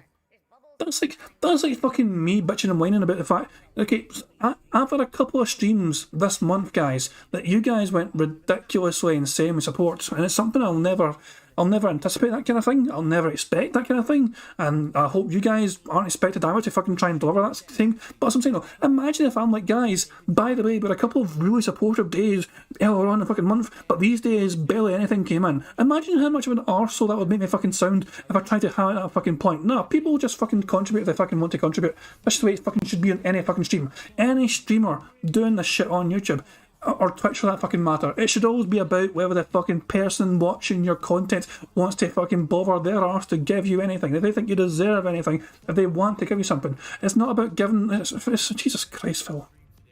Every fucking time. Every fucking time. I would say tip earlier. That way we can have them for longer. Oh my fucking god, tip earlier. The earlier you tip me, the more I'll wear a hat. I just rewind. I just want to get a full context, rewind it. But tonight as well. Well, we'll see, I guess, right? Now, remember, if we get $100 in tips today, I will put on a festive holiday hat, either the Santa hat or the Let's Get Lit hat. Since I instituted this a week ago, we've had very few streams where we hit the tips goal. I'm just being honest, like, it seems like this month, since I decided to do special things for the holidays, it's been slower. I don't get it. And I'm not complaining. Just saying it's an observation. So, if you were thinking of tipping today, and you want to see the holiday hats, I would say tip earlier. That way we can have them for longer, because what's been happening is the few streams where we do hit the tips goal, we end up getting it at the last minute, and then there's very little time for the hat. All right. Also, remember, one quick way you can support the streams with zero any kind of financial input is just liking it, giving the stream a like for engagement purposes. We try to hit 100 likes on every stream, and if we do that today, I'll do a celebratory bubble blow for you. Okay. All right. I think we're good.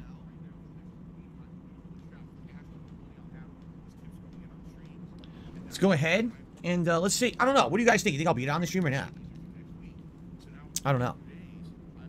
Darth Gallbox says, how's it going? Can't wait to see you beat Kalisto. There's not much left.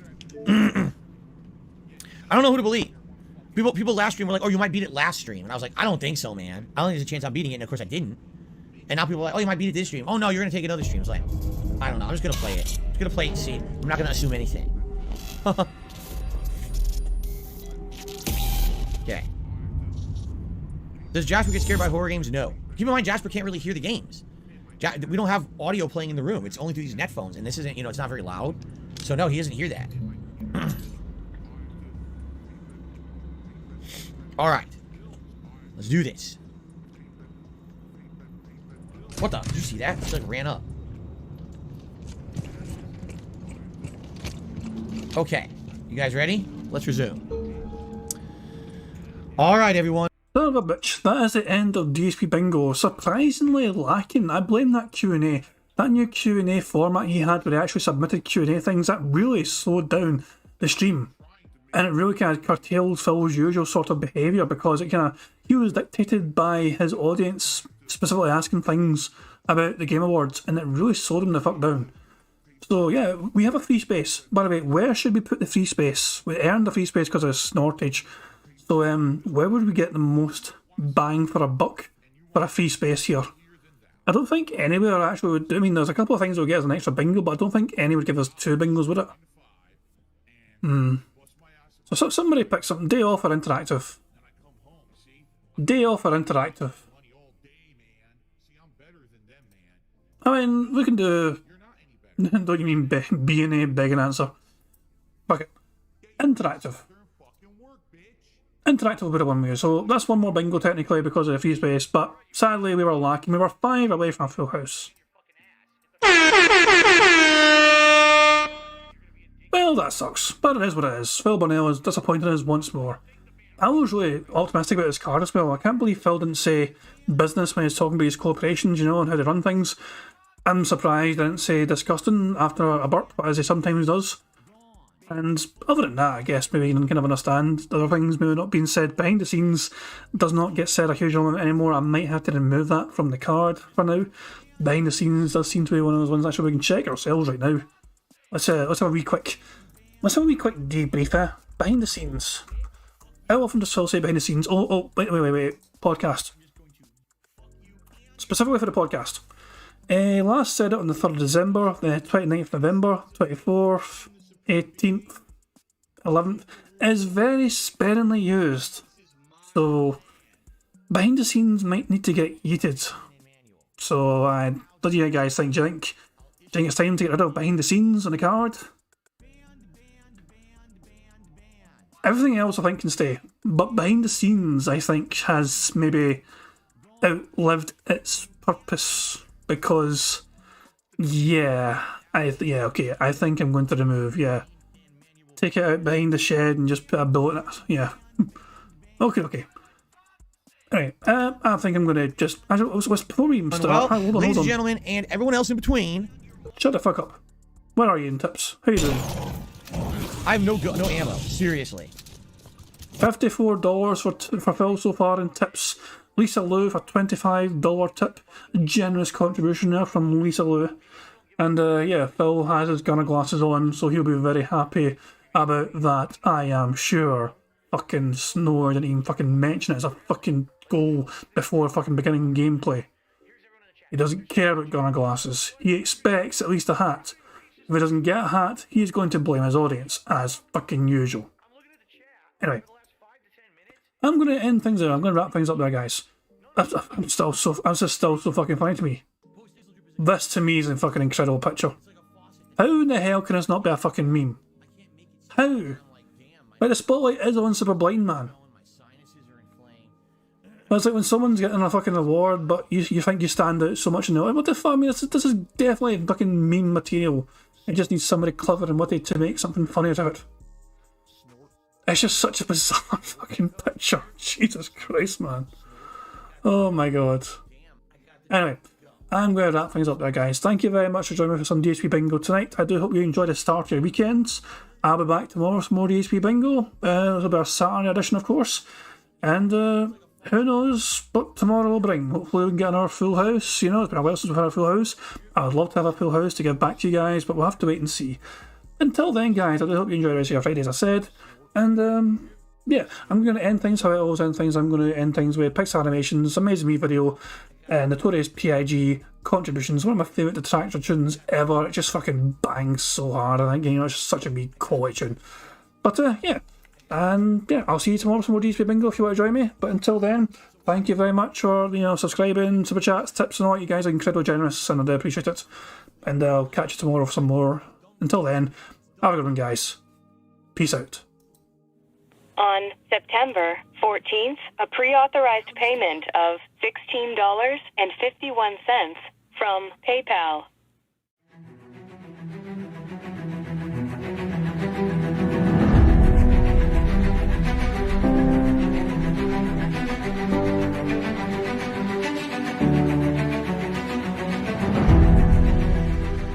All right, Luna Mills has tipped me $1.30. It says, I'm back. What's your favorite type of shower? When you're showered in money. When you go outside, all of a sudden, greenbacks start falling from the sky. And you raise your face up, you're like, oh, you start dancing, you go, oh, money, yeah. All right, I don't know what the hell you're talking about, but thank you for the first tip of the day.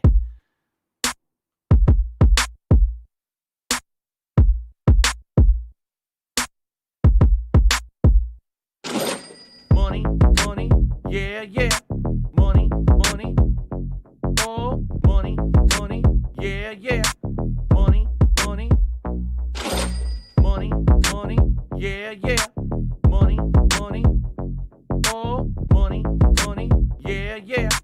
These contributions are mandatory. Money, yeah. Money, oh, money, yeah. Money,